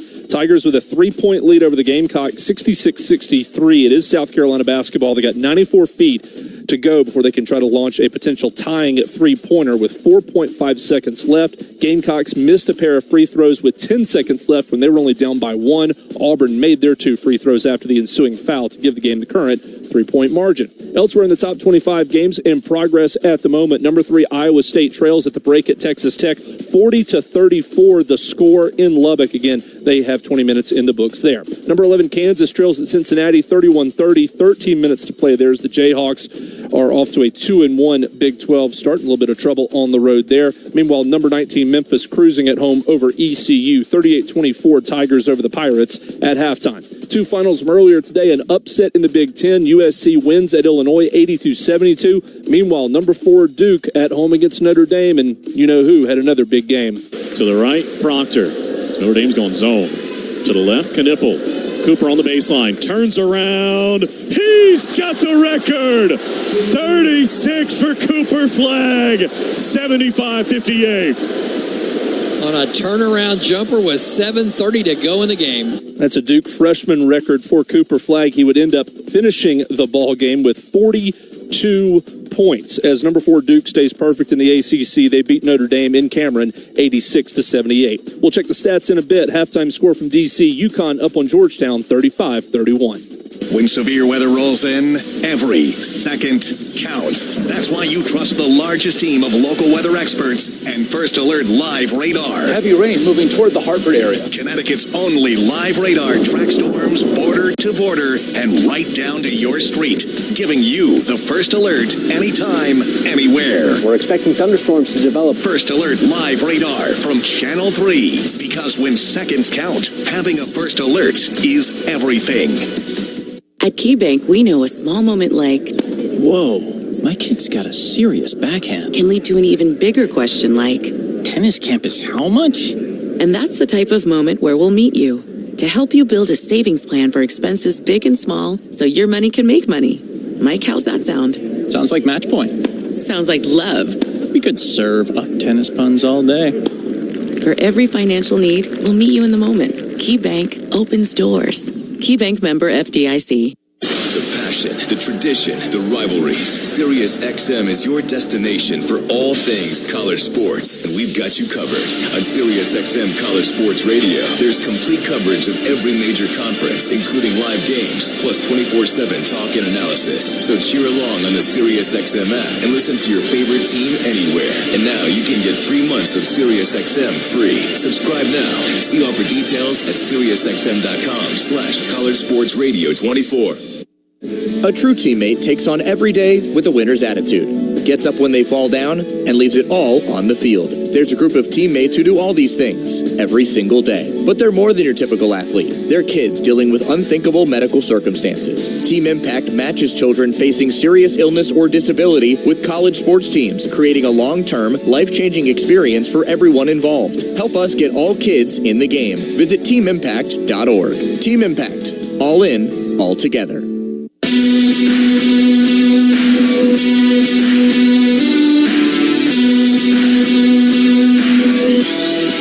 UConn had its biggest lead, 35-26, with 2:17 remaining in the first half. It didn't score again as the Hoyas scored the last 5 points of the half, and UConn leading Georgetown 35-31. UConn led in scoring by Solo Ball, had that 16-point second half at Villanova Wednesday. He's got 9 points in the first half on 3 for 6 shooting from three-point range. Alex Caravan had 7 points in the half. Samson Johnson had 4 points and a team-high 4 rebounds. The 2 starters did not score. Jalen Stewart and Hassan Diarra both picked up 2 fouls in the first half. Off the bench, UConn got 6 points in 6 minutes from Aiden Mahaney. They got 5 from Jaden Ross, 4 from Ahmad Noel. Terrace Reed did not score, had 3 rebounds in that first half. Georgetown led by Thomas Sorber, the 6'11 freshman, got 2 quick fouls, but finished with 7 points, equal to team high with 4 rebounds. Drew Fielder made it 3 for his 3 points. Malik Mack had 6 points. He also had 4 rebounds. And Micah Peavy had 5 points and 4 of Georgetown's 6 turnovers. They don't generally get much for the bench, but they picked up 10 points off the bench. Jordan Burks had 4. Jaden Epps had 3. Curtis Williams had 3 points as well for the Hoyas, who shot 11 of 25 from the floor in the first half, 44%. UConn was 73% after that last field goal by Noel. They had shot 14 of 22, making 8 straight and 10 of their last 11 shots, but then they missed their last 5 shots of the half to go down to 14 of 27, 52%. Huskies were 6 of 14 from 3, just 1 of 2 from the line. Georgetown was 6 of 8 from the line. UConn out-rebounds Georgetown 14 to 13, led by the 4 by Johnson. 2 offensive rebounds for UConn, good for 2 second-chance points. That was on a Caravan putback. Georgetown got 2 offensive rebounds, good for 4 second-chance points. Hoyas called for just 4 fouls in the first half. UConn was called for 10. Huskies had 7 assists on their 14 first-half field goals. They had 7 turnovers, good for 6 Georgetown points. Hoyas had 5 assists on their 11 first-half turnovers. Their 6 turnovers generated 6 points for UConn. Hoyas had 4 steals, 1 block in the first half. UConn 4 steals and 2 blocks. Points in the paint, 16-14 UConn. Fast break points, 5-4 UConn. And bench scoring, UConn got 15 points along with 5 rebounds. Georgetown got 10 points and 1 rebound. Huskies led for 9.5 minutes. Georgetown led for 8.5 minutes. Huskies' biggest lead was 9 with 2:17 to go in the first half. Georgetown had an early 6-point lead. Huskies at one point ran off 10 straight points, and that run eventually extended to an 18-4 run after they trailed by 6 early. UConn went up 25-17 before the Hoyas scored 5 straight points. So, second half will be coming up shortly with UConn leading Georgetown at the half, 35-31. You're listening to UConn men's basketball on Learfield, presented by Brown, Panderas, and Scott. Hi, this is Nick Kaplanson from Dime Bank. To win a championship, it takes more than just good players and coaches. It takes a whole community dedicated to the same goal. The same is true when it comes to banking. A successful banking relationship is built from a community fully dedicated to meeting the banking needs of its customers. If you're ready to experience a better approach to banking, come join our community at Dime. It's your bank, your choice, your Dime. Dime Bank. Community banking lives here. Member FDIC. Is your retirement game plan a well-executed play or a Hail Mary pass? Hi, I'm Jake Dozer, Certified Financial Planner. At Johnson Brunetti, we've helped over 5,000 families prepare for and live in retirement. And now we're proud to be the official wealth management sponsor of the UConn Huskies. Visit us at johnsonbrunetti.com and get free financial planning books and resources. Johnson Brunetti, Retirement and Investment Specialists. Johnson Brunetti is a marketing name for the businesses of JB Capital and JN Financial. Investment advisory services offered through JB Capital, LLC. Insurance products offered through JN Financial, LLC.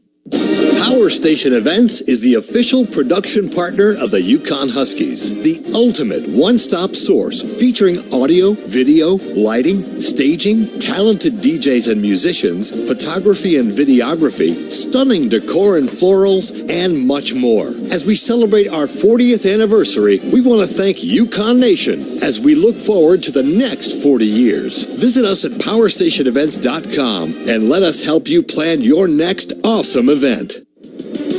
College sports fans now have access to hundreds of weekly podcasts that zero in on the college sports world. Now available in the Varsity Podcast Network and part of the new Varsity app. The app is free and available from wherever you get your favorite apps. Download the Varsity app today to have access to hundreds of national podcasts as well as your favorite team-focused podcasts. The Varsity Podcast Network now available for free on the Varsity app. Download from the App Store and listen today. This copyrighted broadcast is an exclusive presentation of Learfield under the broadcasting rights granted by the University of Connecticut. Reuse of this presentation is prohibited without the expressed written consent of the University of Connecticut and Learfield. Announcers are provided by Learfield and approved by the University of Connecticut.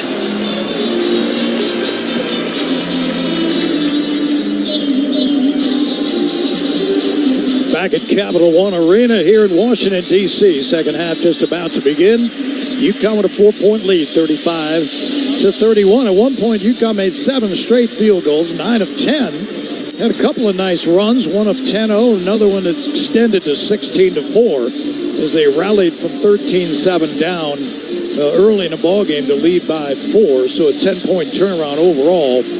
But it's going to take everything for UConn to get out of here with a victory. It's a scrappy ball game. There's a lot of infighting going on. Every rebound is a battle. And UConn will begin the second half with their starting lineup. And they did not get much out of Jalen Stewart and Hassan Diarra in the first half. Both went scoreless and had only 1 rebound and 3 assists between them. So let's see with Dan Hurley how he handles this in the second half. His bench played better than the starters overall.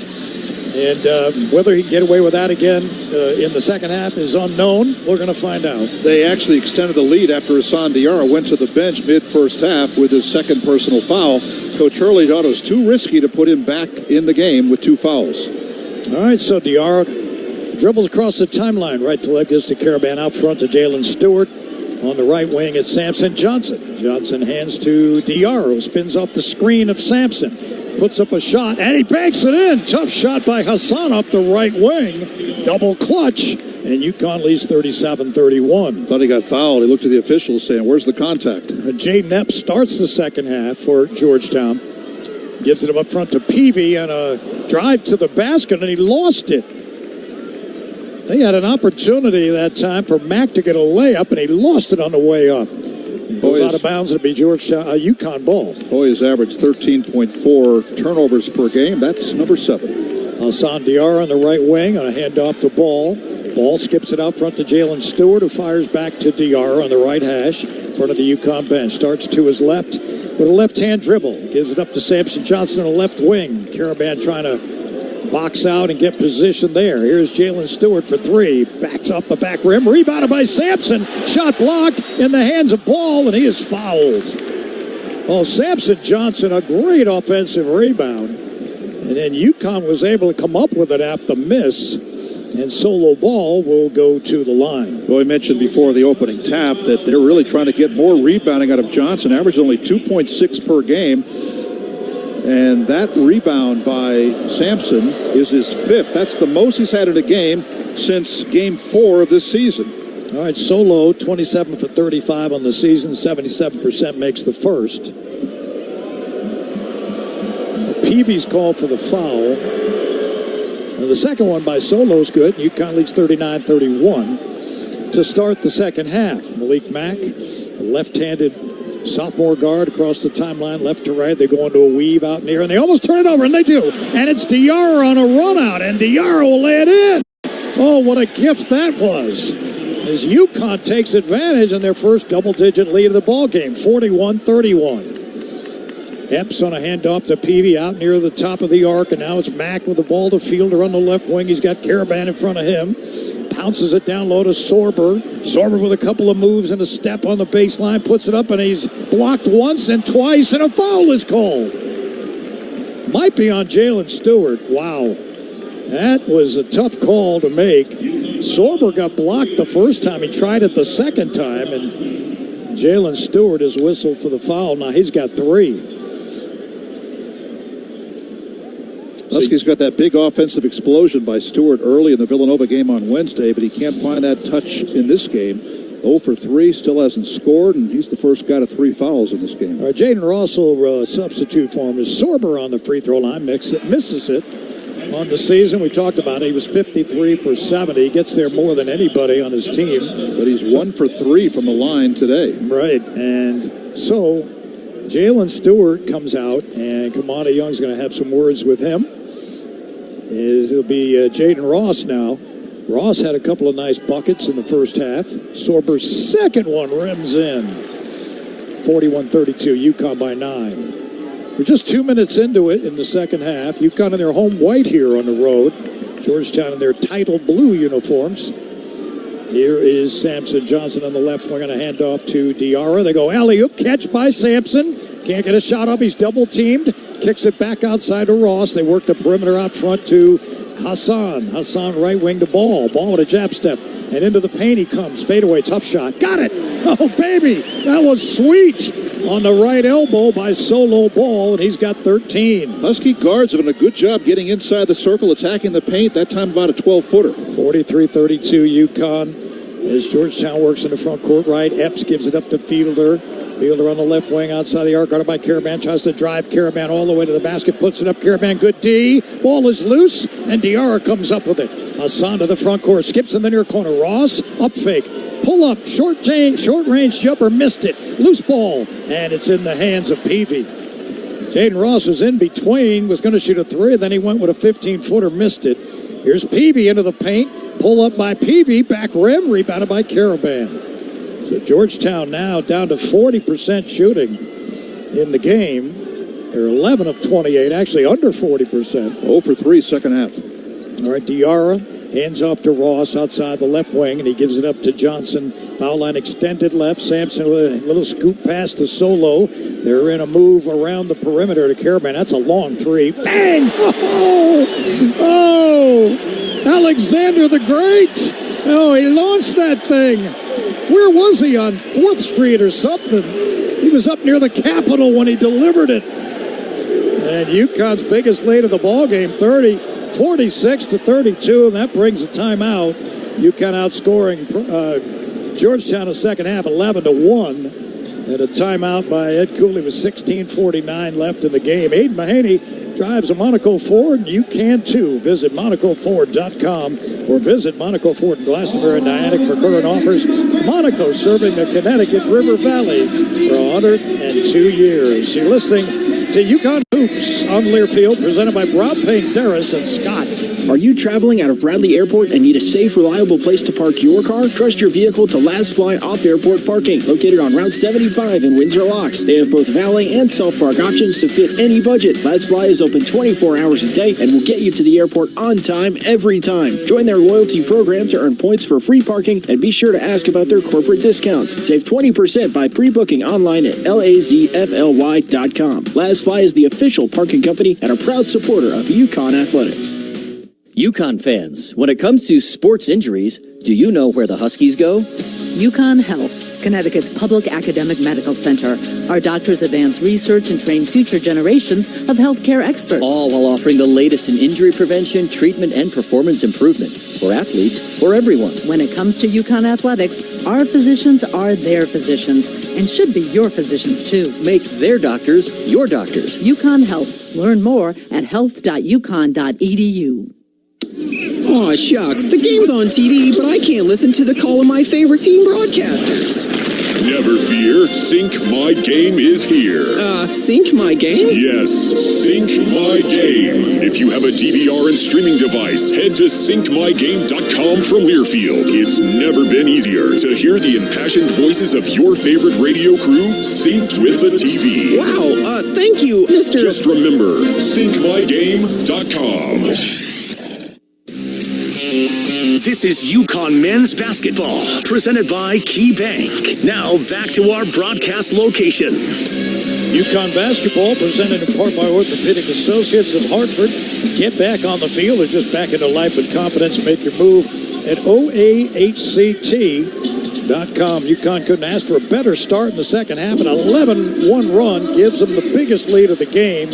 14 at 46-32. That was after Georgetown scored the last 5 points of the first half. Kind of a quiet 10 points for Alex Caravan, but that was a noisy one a moment ago from Jaden Ross, as Caravan hit the three, his second made three-pointer of the game. He had 2 great games against Georgetown last year. The first game in Hartford, Alex had 26 points, 5 rebounds.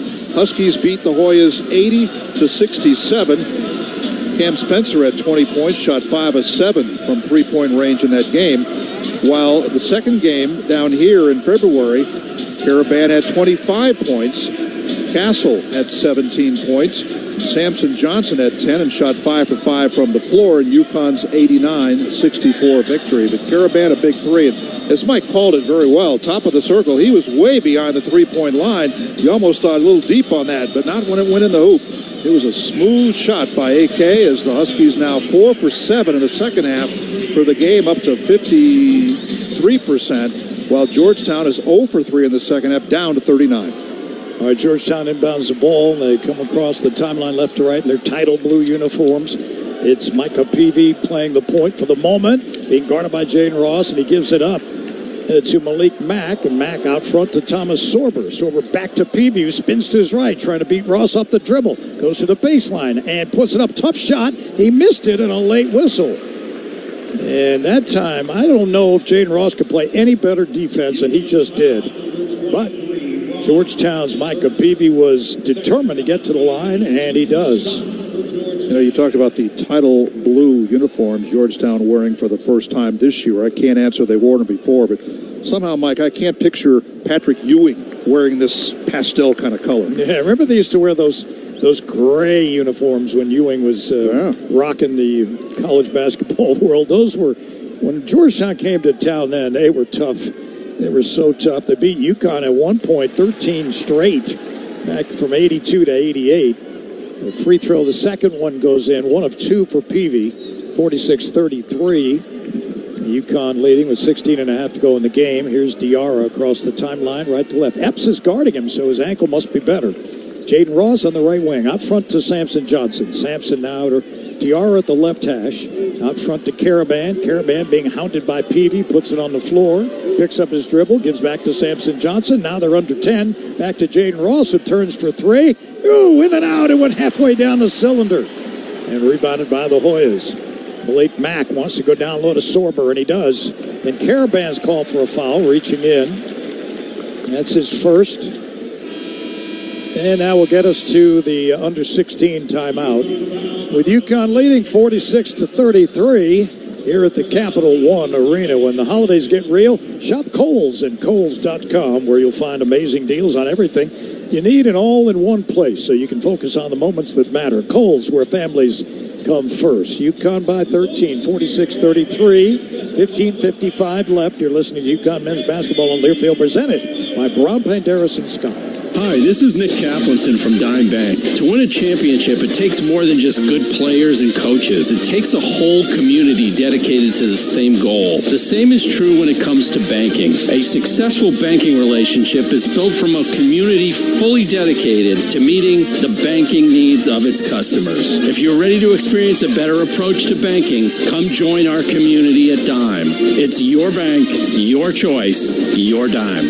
Dime Bank. Community banking lives here. Member FDIC.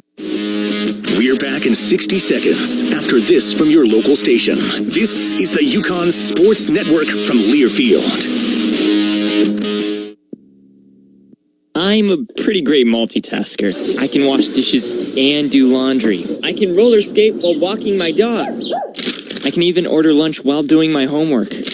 But I can't use my phone while driving. A distracted driver is one of the leading causes of death in the United States. So when it comes to driving, please, don't be a multitasker.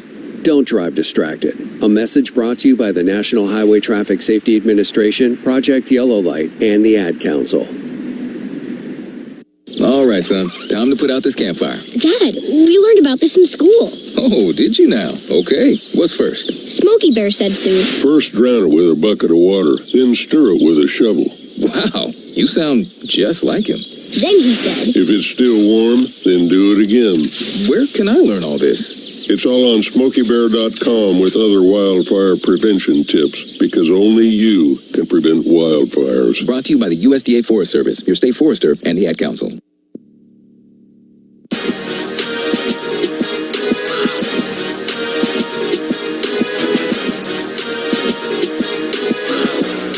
Coming up at 4 p.m. this afternoon, about 6 miles south of here at the Entertainment and Sports Arena, the UConn women will play Georgetown on the Huskies and Hoyas Saturday.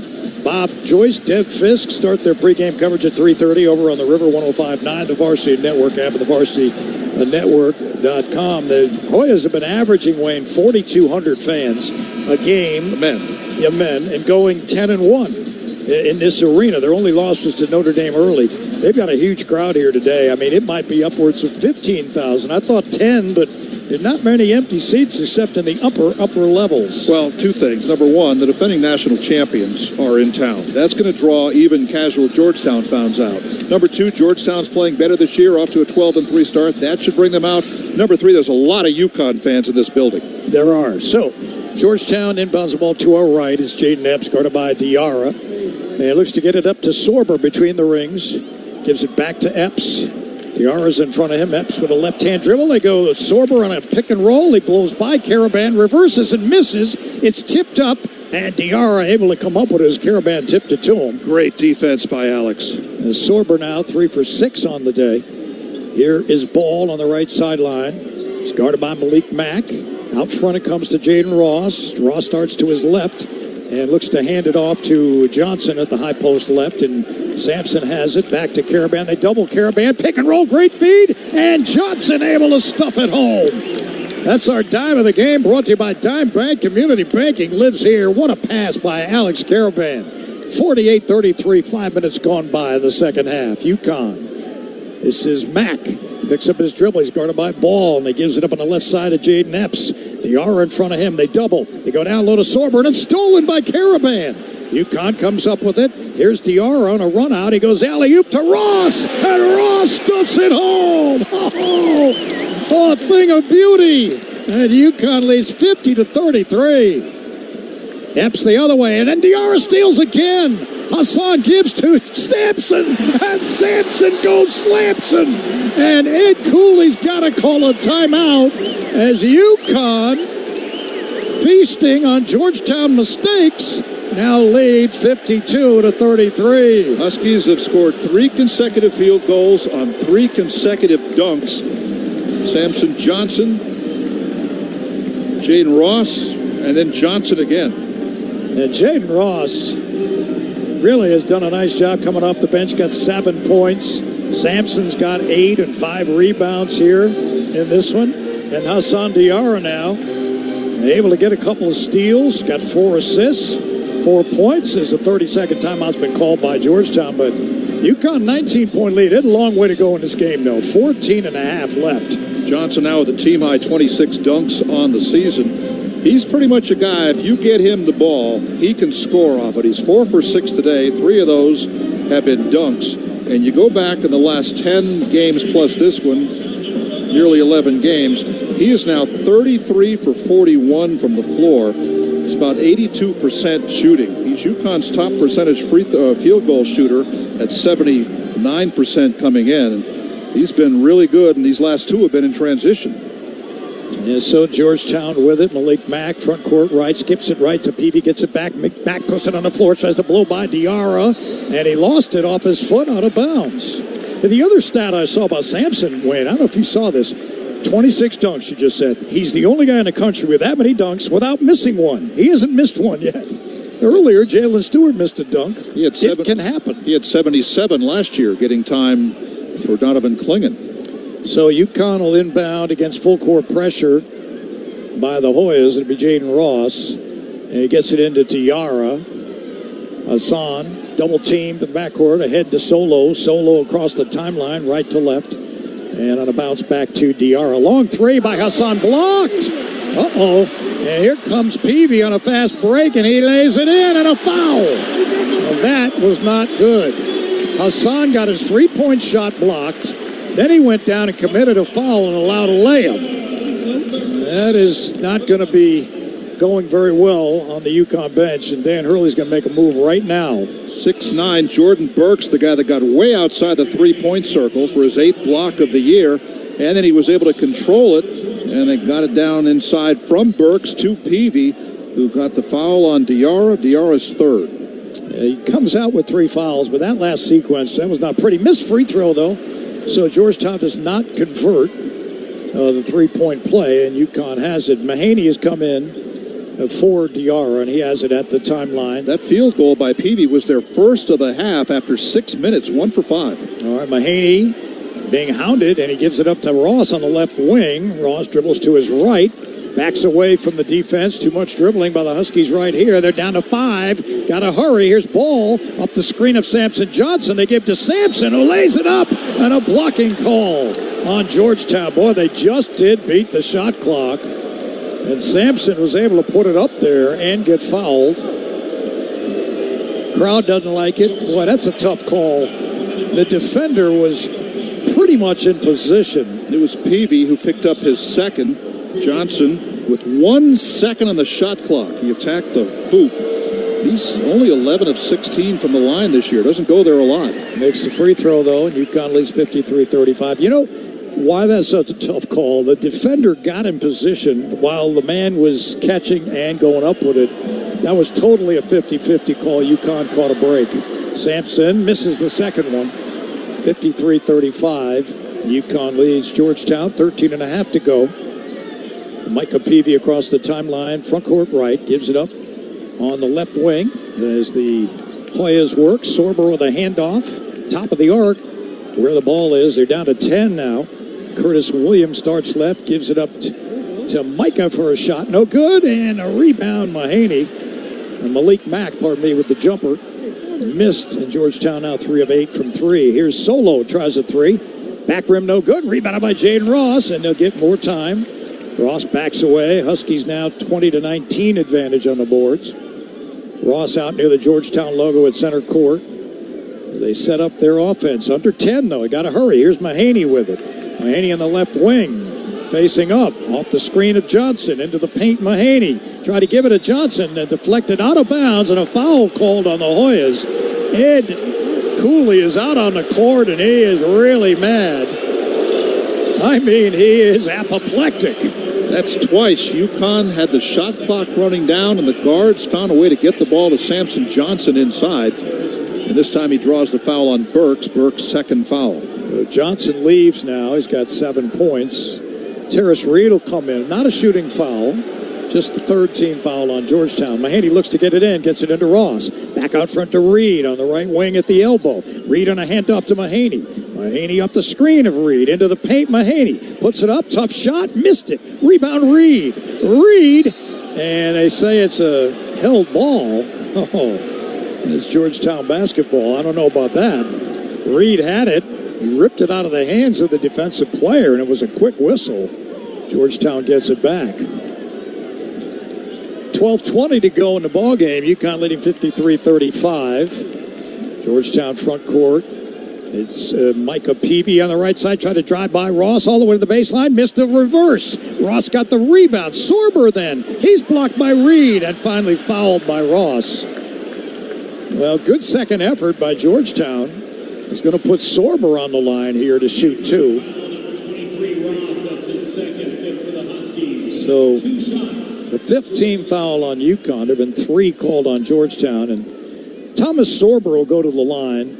And Sorber this afternoon has 8 rebounds. And he's got 8 points. If I'm Ed Cooley, I lament the number of times they've blown layups. They're now 6 of 18 on layups, 2 on that sequence. And a free throw missed as well. So they are 8 of 14 on the line. Well, sometimes layups, when you say they're missed, you got to give the defense a little credit. UConn's defense on the interior down there has been pretty good. They forced some difficult attempts, but Georgetown has not converted. So right now they trail 53-35 as Sorber gets a second opportunity. There it is. And that one rolls in off the front rim. And it's 53-36. Full court pressure by the Hoyas as they hound Aiden Mahaney. Curtis Williams Jr. Mahaney across the timeline. Off the high screen of Caravan. Gives it back to Alex. Alex now drives to his right. Nowhere to go. On the left wing, it's Ross. 12 to shoot. Ross now spins away from trouble. Gives to Terrace Reed at the high post right. Terrace on a hard drive. And Terrace puts up a wild shot. No good. Ross for the big jump. Ball is loose. Georgetown has it. Ross is hurt. Here comes Mack. And Mack with a jump shot and a 3 on the right side by Curtis Williams. Gets Georgetown within 14, 53-39. Ross holding his lower back on the left side around the waist. And we'll see what happens there. He was way up in the air and landed on his back. Terrace Reed went to the basket. He brought the ball down too low, and they were able to get a hand on it. So his shot was forced up, and that created the offensive rebounding opportunity where Ross landed hard on his back. And we'll see. He is grimacing as he sits in the huddle. James Doran talks to him. We'll find out. UConn basketball presented in part by JT Gamo, the suit store, your destination for sharp suits that make a statement. Dress your best with JT Gamo. 53-39, UConn, 11:23 to go. You're listening to UConn men's basketball on Learfield, presented by Brown, Payne, Darris, and Scott. Hey, Husky fans, basketball season is here, and SeatGeek is here to help you experience all the action. SeatGeek makes it easy to find tickets so you can be a part of all the courtside celebrations this season. Whether you're buying or selling tickets to UConn basketball games or to any other live event in your area, SeatGeek is the place to do it. SeatGeek is the official fan-to-fan ticket marketplace of the UConn Huskies. The most disruptive idea in ticketing, a ticket that works. Expect the expected. SeatGeek. Planning a move? Let Lippincott Van Lines, the official mover of the UConn Huskies, take the worry and stress out of your relocation. Whether you're moving across the country, across the world, or just across the street, Lippincott Van Lines will handle your packing, moving, and storage needs with the care and quality they deserve. If the UConn Huskies football team can trust Lippincott to get their gear to the field on time, you can trust them to get your items where they need to be. Call Lippincott Van Lines today for a free estimate at 800-245-8563. A true teammate takes on every day with a winner's attitude, gets up when they fall down, and leaves it all on the field. There's a group of teammates who do all these things every single day. But they're more than your typical athlete. They're kids dealing with unthinkable medical circumstances. Team Impact matches children facing serious illness or disability with college sports teams, creating a long-term, life-changing experience for everyone involved. Help us get all kids in the game. Visit teamimpact.org. Team Impact. All in, all together. The UConn Huskies are on the air. You're listening to UConn men's basketball, presented by Key Bank. Now back to our broadcast location. UConn fans, the UConn football team has wrapped up its historic 2024 season. Season tickets for next year are on sale. Head coach Jim Moore and the Huskies finished 2024 with 9 wins, most since 2007, and a victory in the Fenway Bowl. Visit UConnHuskies.com/football for details on how to become a 2025 UConn football season ticket holder at Rensselaer Field this fall. Going to be some good games, and the Huskies back on track with Jim Moore in charge after winning in the Fenway Bowl. A lot of people talked to me about that game that were there. I did not know that. Guys that are basketball fans got in their cars, drove up to Fenway to watch the football team. Well, the way I look at it is that UConn's played in a lot of bowls since 2004, the Motor City Bowl, but most of those are in faraway locations. You got a chance to watch a UConn football game. You're a UConn fan, and it's in Boston. I know there was some light rain to start the game and stuff, but you had a chance for what amounted to a home game. And I saw one estimate. I can't vouch for this. One estimate said 90% of the fans of the stands at Fenway that day were UConn fans, and it kind of sounded that way. Meanwhile, UConn's defense is why they've outscored Georgetown 18-8 here in the second half. Hoyas 2 for 9 from the floor. All right, Ball, Mahaney, Reed, Caravan, Jalen Stewart for the Huskies. They're looking to get it in, and Ball gets it into Mahaney on a bounce, and back to Solo on the left sideline, right sideline. Over to Caravan, and near corner it's Stewart for 3. And J-Stu no good. Rebound Ball on the offensive glass. How did that happen? Solo got loose, and he was able to bank it home, and UConn extends their lead to 55-39. Ball now has 15. And here is Georgetown. To our right, it's Peavy back to Mack outside the arc, guarded by Mahaney. Spins to his left, lost it, and Reed nearly stole it, and Mack has to save it on the sideline. And he does. He gets it back. Now he's down to 8, down to 7, down to 6. He's in the far corner, guarded by Mahaney. Down to 3. Throws an elbow. Wild shot up. No, air ball, and that's a shot clock violation. So Malik Mack, who's determined to get a shot off, forced it up and did not catch iron. So they're now 2 for 10 in the second half from the floor, and they've had half of their turnovers in the second half, which is only halfway through, 12. All right, so it's Ball, front court left, over to Mahaney on the left sideline. Mahaney hands to Jalen Stewart. Stewart skips to his right, being guarded there by Peavy. Fires left to Caravan. Caravan fires a 3, and bullseye for Alex Caravan. UConn, with Caravan now with 13, has made 8 threes in 21 attempts. They lead 58-39. Peavy on the front court right gives it up to Williams. Back out front to Sorber. Top of the key, guarded by Reed. Back to Peavy. He's got Stewart in front of him between the rings. Left-hand dribble. 12 to shoot. Mack into the paint. Trying to put a shot up, and he is fouled by Terrace Reed, who left his feet. And I don't think it's 2 shots. It's not. It's going to be side out because Mack wasn't even getting in a position to shoot the ball. So Terrace Reed that time left his feet, shouldn't have. And that is a foul on Terrace. He's the third Husky with 3 fouls. Stewart, Reed, and Diarra. All right, the inbound ball to Sorber, guarded by Reed. They dump it down low to Peavy. Peavy spins, and an offensive foul is called. He put the elbow hook in to Caravan to try to spin by him, and Georgetown turns it over. Ahmad Noel will come back in the ball game. Ahmad some good minutes in the first half. He played 7, scored 4 points. Had a couple of driving layups. All right, Noel also had a turnover. And almost turns it over here as Mack is hacking him. And there's a foul in the backcourt.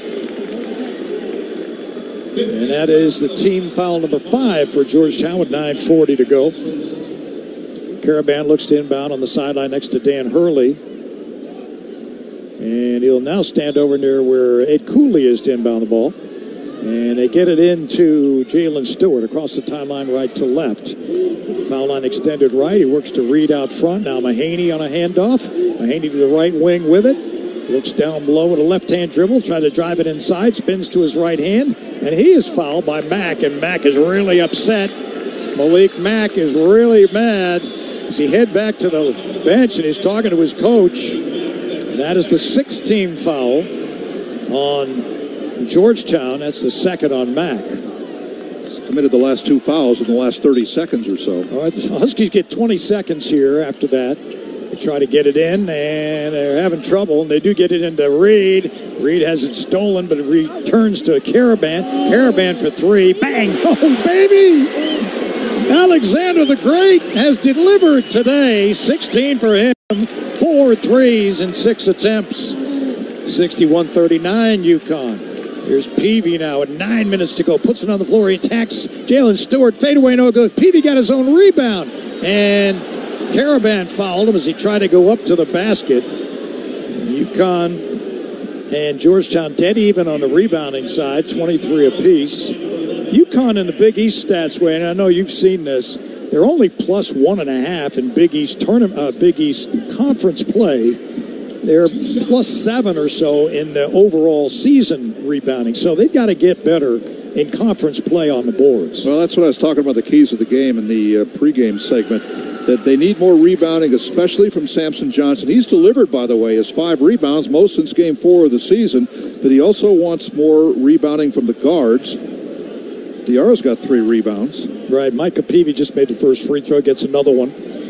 That one's up, and that one's good. So Peavy now with 2. He's got 10. First man in double figures for Georgetown. Caravan against full court pressure, dribbles across the timeline up near Dan Hurley, and he is fouled on a reach-in by Peavy. And that is the 7th team foul. So now Caravan goes to the line for the first time in this game. After what was a shocking development for him. He missed 2 at Villanova that might have given UConn a victory. And then they fly home. What's the first place he goes, Mike? To his dorm room. No, he goes to the gym. That's what you would expect from Caravan. So when I talked to him before the game, I asked him, is it true? And he said, yes. And I said, well, how long did you stay there? He said, till they made 100. And I'm like, wow. No, he missed the second one. 1 of 2 for Alex. UConn leads 62-41. He scored UConn's last 7 points. Curtis Williams on a drive inside. He tried to deal it to Sorber, and out of bounds it goes. So Georgetown a little discombobulated on the offensive end, and some of that is UConn. UConn's held him to 13 for 36 shooting in the game, 2 of 11 in the second half. That, by the way, is the first time in Caravan's career he missed back-to-back free throws. Amazing. 3 years. All right, Noel across the timeline, right to left, starts to the right wing, a screen by Stewart. The ball is deflected out of bounds by Mack. Ed Cooley says it was off of Noel, but he's not going to win that one, I don't think. It was right in front of Mike Palau. All right, Caravan looking to inbound the ball, and he gets it into Mahaney out near the Georgetown logo at center court. UConn led by 4 at halftime. And here is Mahaney, top of the arc. skips it to Caravan right. Pick and roll, Reed, and Reed stuffs it home right-handed. And that's the way the game is played when UConn's playing it well. Great teamwork and an assist for Caravan, and the first points for Terrace Reed. 64-41 UConn, 8 minutes to go. Here's Mack, and he is fouled by Noel on a drive inside. Mack is really upset. He's not having a good day. And his headband flipped off. Now he's got to fix his hair down by the bench. Huskies having a dunk fest. That's 18 dunks on the season for Reed. Huskies have had 5 dunks today, including 3 in a row earlier in the second half. All right, Noel comes out, and Diarra comes back in. So Amon Noel, as he gets a little counseling from Dan Hurley, is getting back into rotation a little bit, and that can't hurt, right? You got to get these freshmen a chance to play a little bit. We saw that last year with solo ball, a little bit with Jalen Stewart, and now this year they've stepped it up another level. Total fouls in the second half, or for the game, that is. UConn 18, Georgetown 11, but it's been pretty even the second half. 8 for UConn, 7 for the Hoyas. Malik Mack on the one-on-one front end missed. Rebounded by Reed. And now Diarra will drive it across the timeline with 8 minutes to go in the ball game. To Caravan in the front court on the right sideline. Alex with a handoff to Mahaney. Mahaney keeps his dribble and hands back to Diarra out near the timeline. Diarra starts to his left with a left-hand dribble. Fires it on the left corner to Caravan. Caravan holds. Fires it cross-court to Mahaney. Sets him a screen. Mahaney in the far corner to Diarra. Long three by Hassan, way short. And off of Georgetown and out of bounds. So Hassan, UConn catching some breaks here at this point. Things are going their way as they lead Georgetown 64-41 with 7:36 to go in the ball game. UConn basketball sponsored by UConn Health, the official healthcare provider of UConn Athletics. Make their doctors your doctors. Pause 10 seconds. Station ID. You're listening to UConn men's basketball on Learfield, presented by Brown, Painteris, and Scott.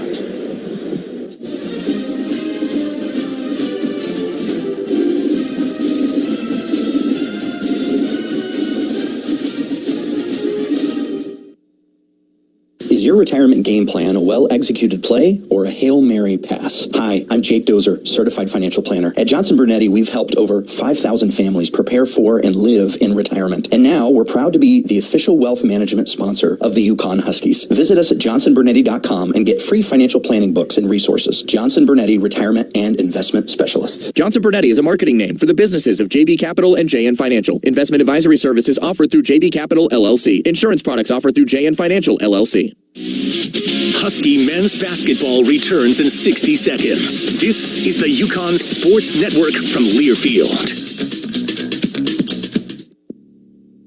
Hi, I'm Ryan Blaney, a third-generation race car driver, and I dedicate a lot of my time going fast. But when my grandpa was diagnosed with Alzheimer's, it was a very unexpected bump in the road for us. It's important to notice if older family members are acting differently or having trouble with routine tasks. Early detection of Alzheimer's can give your family time to explore support services and access available treatments. If you or your family are noticing changes, it could be Alzheimer's. Talk about seeing a doctor together. Visit alz.org/time to talk. A message from the Alzheimer's Association and the Ad Council.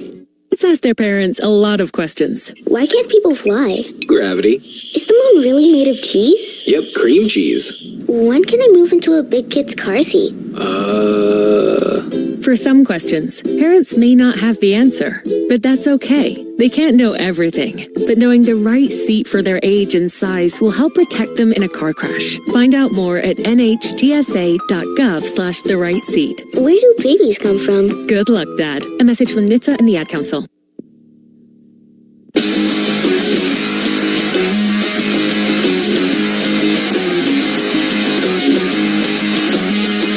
Once we're done here in the nation's capital, the guys don't play again until next Saturday. Ryan Kelkbrenner and the Crichton Blue Jays invade Gamble.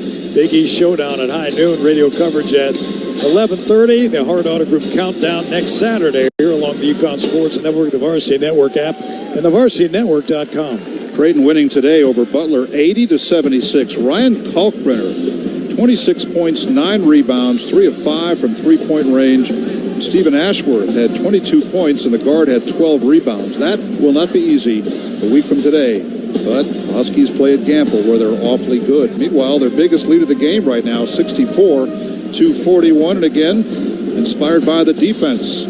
2 for 11 shooting for the Hoyas in the second half, so they're down to 36%. And Alex Caravan has had a big second half. He's got 17 points in this game. In the second half, AK is 3 for 3 from the floor, all made three-pointers, also has a free throw as well. Caravan, a preseason All-American, top 10 in the Big East right now in points, rebounds, three-point percentage, and blocks. Third in the league in threes made a game, almost 3 a game, so he's above that average with 4 here in this one. And he's passed Jack Rose on the UConn career scoring list. Jack Rose, number 46, with 1,116. Rose played late 50s to 1960. All right, Mahaney gives it up to Diarra into the front court on a bounce pass to Caravan out front. Diarra on the left wing with it on the dribble out front to Reed. Takes a handoff, starts back to his right. Looking for Caravan on the left wing. He gets it to him. Alex between the rings on the right wing. That's Mahaney. That's a long 3. Missed everything. But Reed got the rebound and a shot clock violation. Well, he had to shoot it. And Mahaney comes out. Aiden with a solid 13 minutes. Got a couple rebounds, 6 points. Made 2 of 4 from the field. UConn leading 64-41 with 7 minutes to go. Huskies 37% for the season from 3, 37.5% today, 9 of 24. Malik Mack in the far corner gives it up to Sorber, takes a handoff back, trying to get a shot off, couldn't. Pounds it down low to Sorber along the baseline, nowhere to go, and he's blocked by Caravan. He kicks it back outside for a 3, and it's good by Caleb Williams, the freshman from right here in D.C. Georgetown within 20, 64-44. Full court pressure by the Hoyas. They inbound a solo ball, and he is guarded by Malik Mack. And a double dribble by Ball is tried to hand it off to Diarra, and that was not good. Just UConn's second turnover of the second half. They've got 10 on the game, though. Yeah. That's a little above their average. All right, so Caleb Williams, the freshman, will get set to inbound the ball.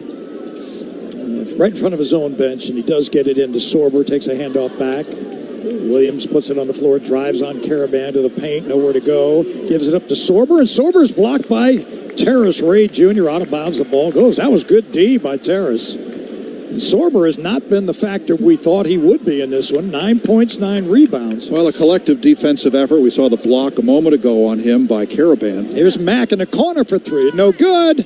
And rebounded by Caravan. They batted it around, and Alex came up with it 5 for him on the game. That's his average.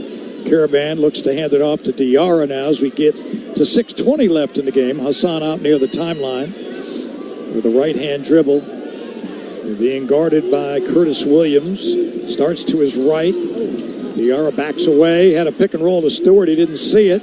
Now he gives it up to Reed, who hands it back to Hassan. Behind the double screen of Reed, all the way to the basket. Diarra got his shot blocked. And here come the Hoyas on a fast break opportunity. Peavy. And he is fouled, and he lays it in. And he's going to get a chance for a 3-point play. Man, that looked like UConn coasting to the finish line right there. That did not look good. Sorber gets his 3rd block of the game, setting up a fast break for Peavy, and the foul against UConn on Ball, his 2nd. So Peavy, the only man at double figures for Georgetown right now with under 6 minutes to go, and does not convert the 3-point attempt, and they are 11 of 19 from the line in the game. They're not a good free throw shooting team, including 62% in Big East games. Here's Reed, got a chance to get it to Ball. Ball dives underneath, and he's blocked from behind by Caleb Williams. UConn beat the pressure, had a good opportunity at the rim, but couldn't convert. Ball goes out of bounds, they'll get it. And Diarra will look to inbound the ball. Along the left sideline, right near his own bench. Trying to get it into Solo, and he gets it into Reed, and the ball deflected out of bounds. Oh, no! They say it's off of Terrace Reed. So UConn having their troubles here in the last minute or so, giving Georgetown a little life. Micah Peavy will walk it across the timeline. He's guarded by Jalen Stewart. Samson Johnson's going to check back in for UConn. Peavy puts it on the ground. He gives to Sorber. He attacks the rim over Terrace Reed, who blocked him. He got his own rebound. A kick outside in the hands of Williams. And now a 3-point attempt is good on the right wing. by Curtis Williams, and a timeout called by Georgetown. It's a 15-point game, 64-49. It's a full timeout at 5:20 to go in the game. As UConn has given Georgetown a little life with some sloppy play. An 8-0 run by Georgetown. They had fallen down by 23. 3 turnovers by UConn in the last 3 minutes. We'll keep it here through the timeout. Hoyas were down 23, their biggest deficit, but now they've scored the last 8 points of the game, including a pair of threes by Curtis Williams, who's a 38% three-point shooter on the season. And now they are 6 for 12 from three-point range. The Hoyas, UConn 9 of 24. So UConn kind of took the foot off the pedal just a moment or two, and Georgetown is a very capable team. They come in here with a record of 12-3, 3-1 in the conference. This is one thing that Coach Hurley has complained about this team, is that unlike the last 2 years, national championship seasons, Huskies have had a killer instinct. They're up by 20, they want to go up by 30. This team had a big lead late in the first half, 9-point lead late in the first half. Georgetown scored the last 5 points of the half.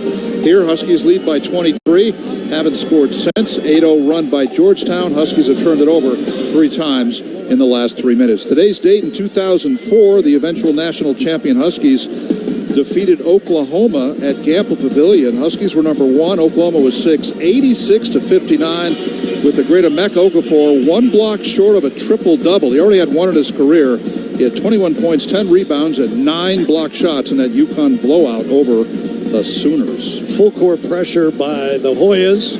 They're in their title blue uniforms. UConn in their home whites here on the road.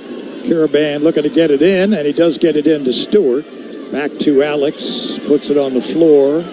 Fires left to Diarra. Diarra walks it across the timeline, right to left. Diarra on the right sideline gives it up to Ball at the hash, right in front of Dan Hurley. Back out front to Hassan, 15 to shoot. Diarra to Samson Johnson at the high post right. He hands back to Caravan. Caravan spins off the screen and puts up a nice driving shot for 2. So Alex Caravan, 19 points now, 7 for 10 in the game. That was an important basket. Georgetown had some momentum. Here's Sorber at the high post right. He gives to Peavy, who drives inside and reverses it on Jalen Stewart. That was too easy. 4.5 minutes to go, 66-51 UConn. Caravan looking to inbound the ball. And gets it in, and Stewart and stolen. Now here come the Hoyas on the left sideline. And a steal by Diarra. That's a big one. He took it away that time from Peavy, and now UConn has the possession. So back-to-back steals by the two teams. 3 steals for Diarra. Here's Ball on the right sideline. Gives it back to Diarra out near the logo at center court. Front court left, UConn works in front of their own bench. This is Diarra out front to Ball. Ball's 3 is up and no good. And a rebound taken down by Caleb Williams. Quickly to the front court. Williams attacks Caravan, goes all the way to the basket, and Johnson blocked him. And a loose ball. Who's got it? Stewart has it. And he hands it over to Caravan. UConn coming up with a big block. Sampson right there. Diarra to the front court with 3:40 to go. Huskies have 9 blocks in this game. They lead the Big East in blocks. Yeah, that's big. Georgetown doesn't block that many, but they were up there too. Here's Diarra out near the timeline, taking off time off the clock. Starts to his right, and he is bumped by Peavy, and that is foul number 8 by Georgetown. So you gotta go 1-on-1. When we come back, the under 4-minute timeout. 3:26 to go. UConn 66 and Georgetown 51. No one gets you closer to the game than Sirius XM College Sports Radio. Tune in for news, talk, and analysis from the offseason, regular season, postseason. We've got your team covered. Anywhere you go, get a free trial at SiriusXM.com. College Sports Radio 2024. You're listening to UConn Hoop on Learfield, presented by Brown Paint Harrison Scott. The passion, the tradition, the rivalries. Sirius XM is your destination for all things college sports, and we've got you covered. On Sirius XM College Sports Radio, there's complete coverage of every major conference, including live games, plus 24/7 talk and analysis. So cheer along on the Sirius XM app and listen to your favorite team anywhere. And now you can get 3 months of Sirius XM free. Subscribe now. See offer details at SiriusXM.com/College Sports Radio 24.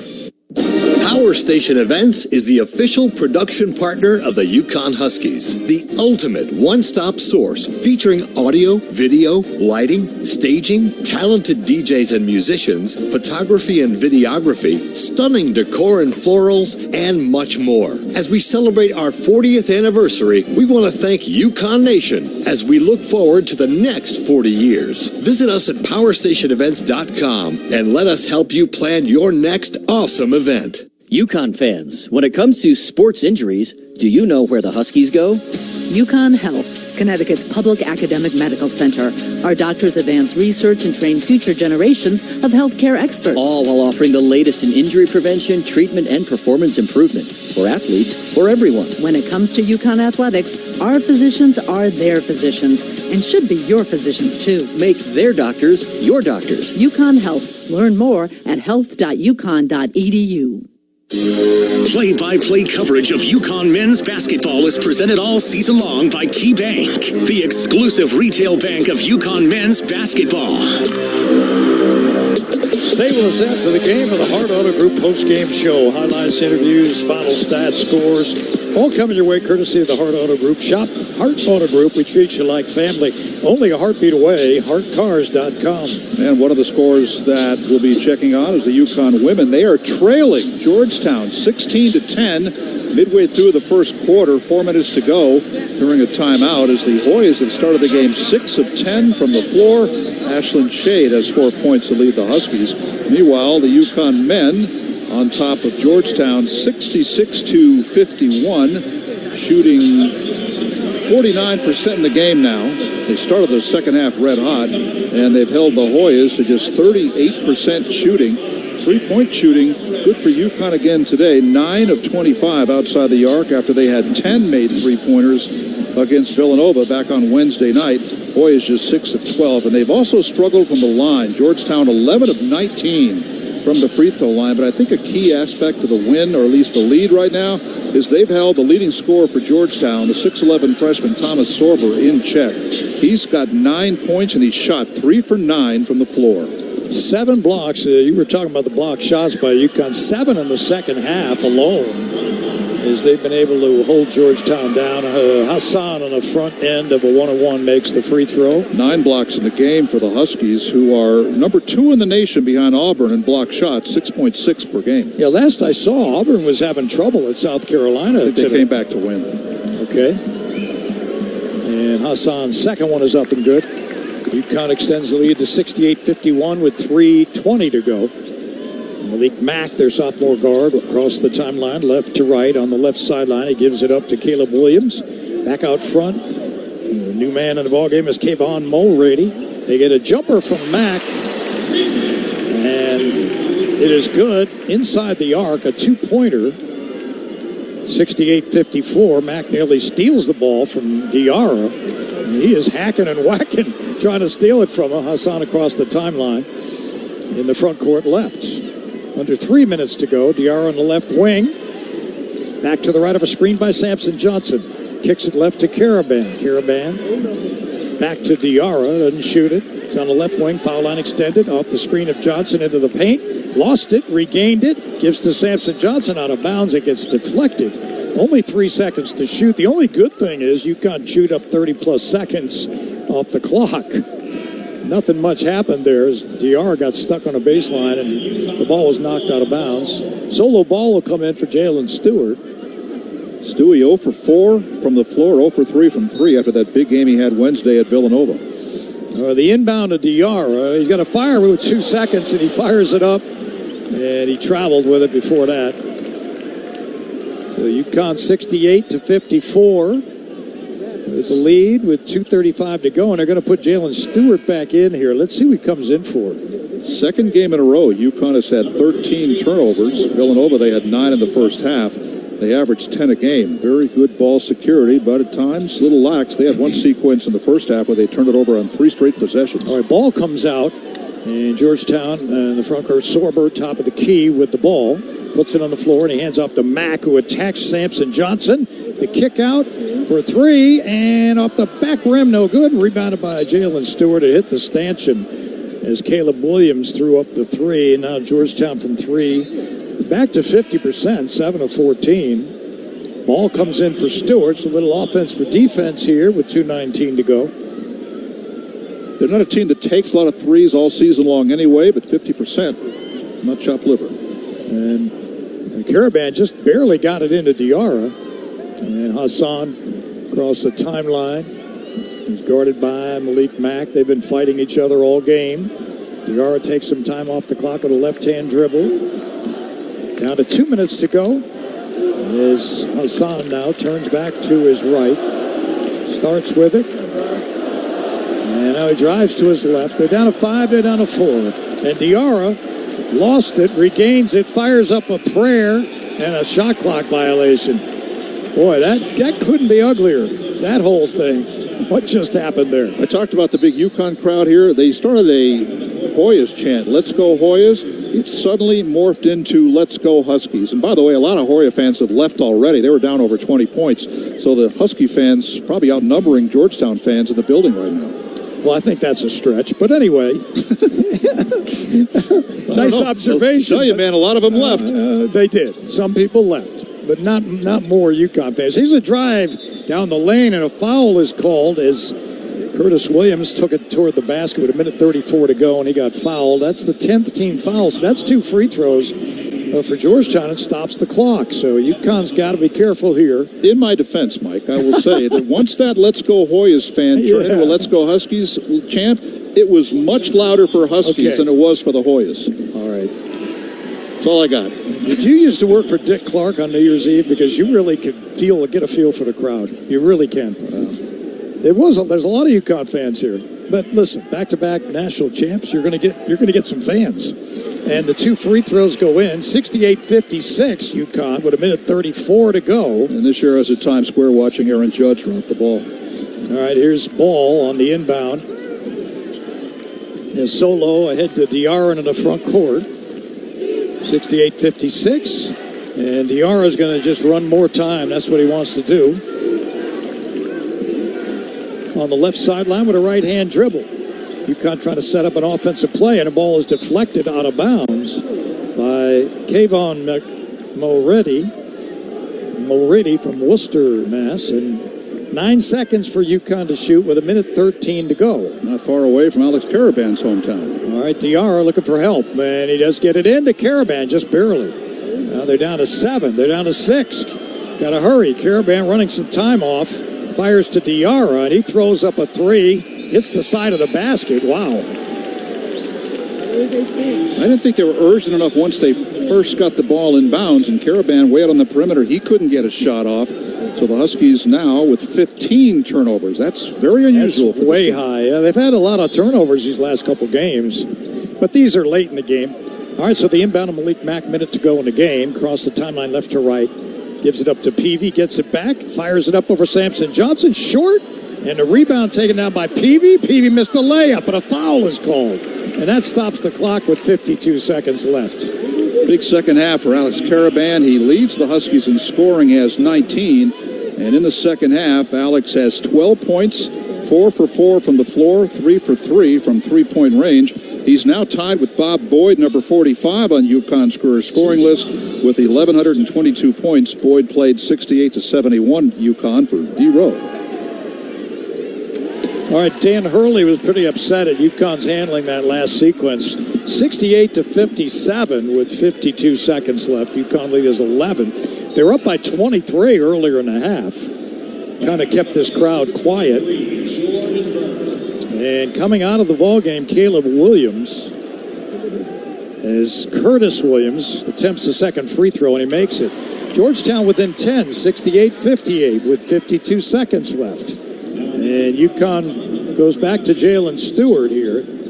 The next foul by Georgetown is only 1-1, so you got to figure they're going to foul. They get it into Mahaney. Mahaney back to Caravan. The ball nearly stolen by Mack and knocked out of bounds. 49.7 left.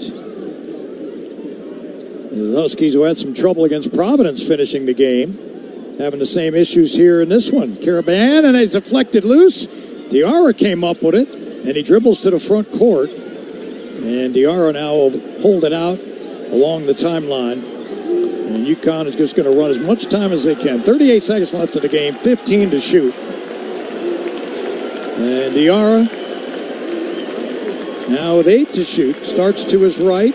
He had Caravan on a pick and roll, didn't get it to him. Now he drives to the basket. He got his shot blocked. And back the other way comes Williams. Williams to the basket, blocked by Solo Ball. And what do we have? Was it goaltending or was it not? I think it was not goaltending. 68-60 now. UConn basically hanging on here with 18.5 seconds left. Caravan looks to get it in. He gets it into Ball. Ball back to Caravan. Ahead to Diarra, 3-on-1. But Mahaney will hold in the front court, and that'll do it. So UConn gets a big lead against Georgetown. In the second half, they hang on, they win it. The final is 68-60. Georgetown bouncing back, a 9-0 run the last 3 minutes. And the Huskies snap out of it after a loss to Villanova on the road. They get win number 13 here this afternoon. They go to 5-1. Georgetown drops to 12-4. They're now 3-2 in conference play as the Huskies get 19 from Alex Caravan, 15 from Solo Ball, 14 by Micah Peavy for Georgetown as the Huskies end up winning and get back on the winning track to go 5-1 in conference play. The Hard Auto Group postgame show continues after this. From Brown Paint, Harrison Scott, this is UConn men's basketball on Learfield. Hi, this is Nick Kaplanson from Dime Bank. To win a championship, it takes more than just good players and coaches. It takes a whole community dedicated to the same goal. The same is true when it comes to banking. A successful banking relationship is built from a community fully dedicated to meeting the banking needs of its customers. If you're ready to experience a better approach to banking, come join our community at Dime. It's your bank, your choice, your dime. Dime Bank, community banking.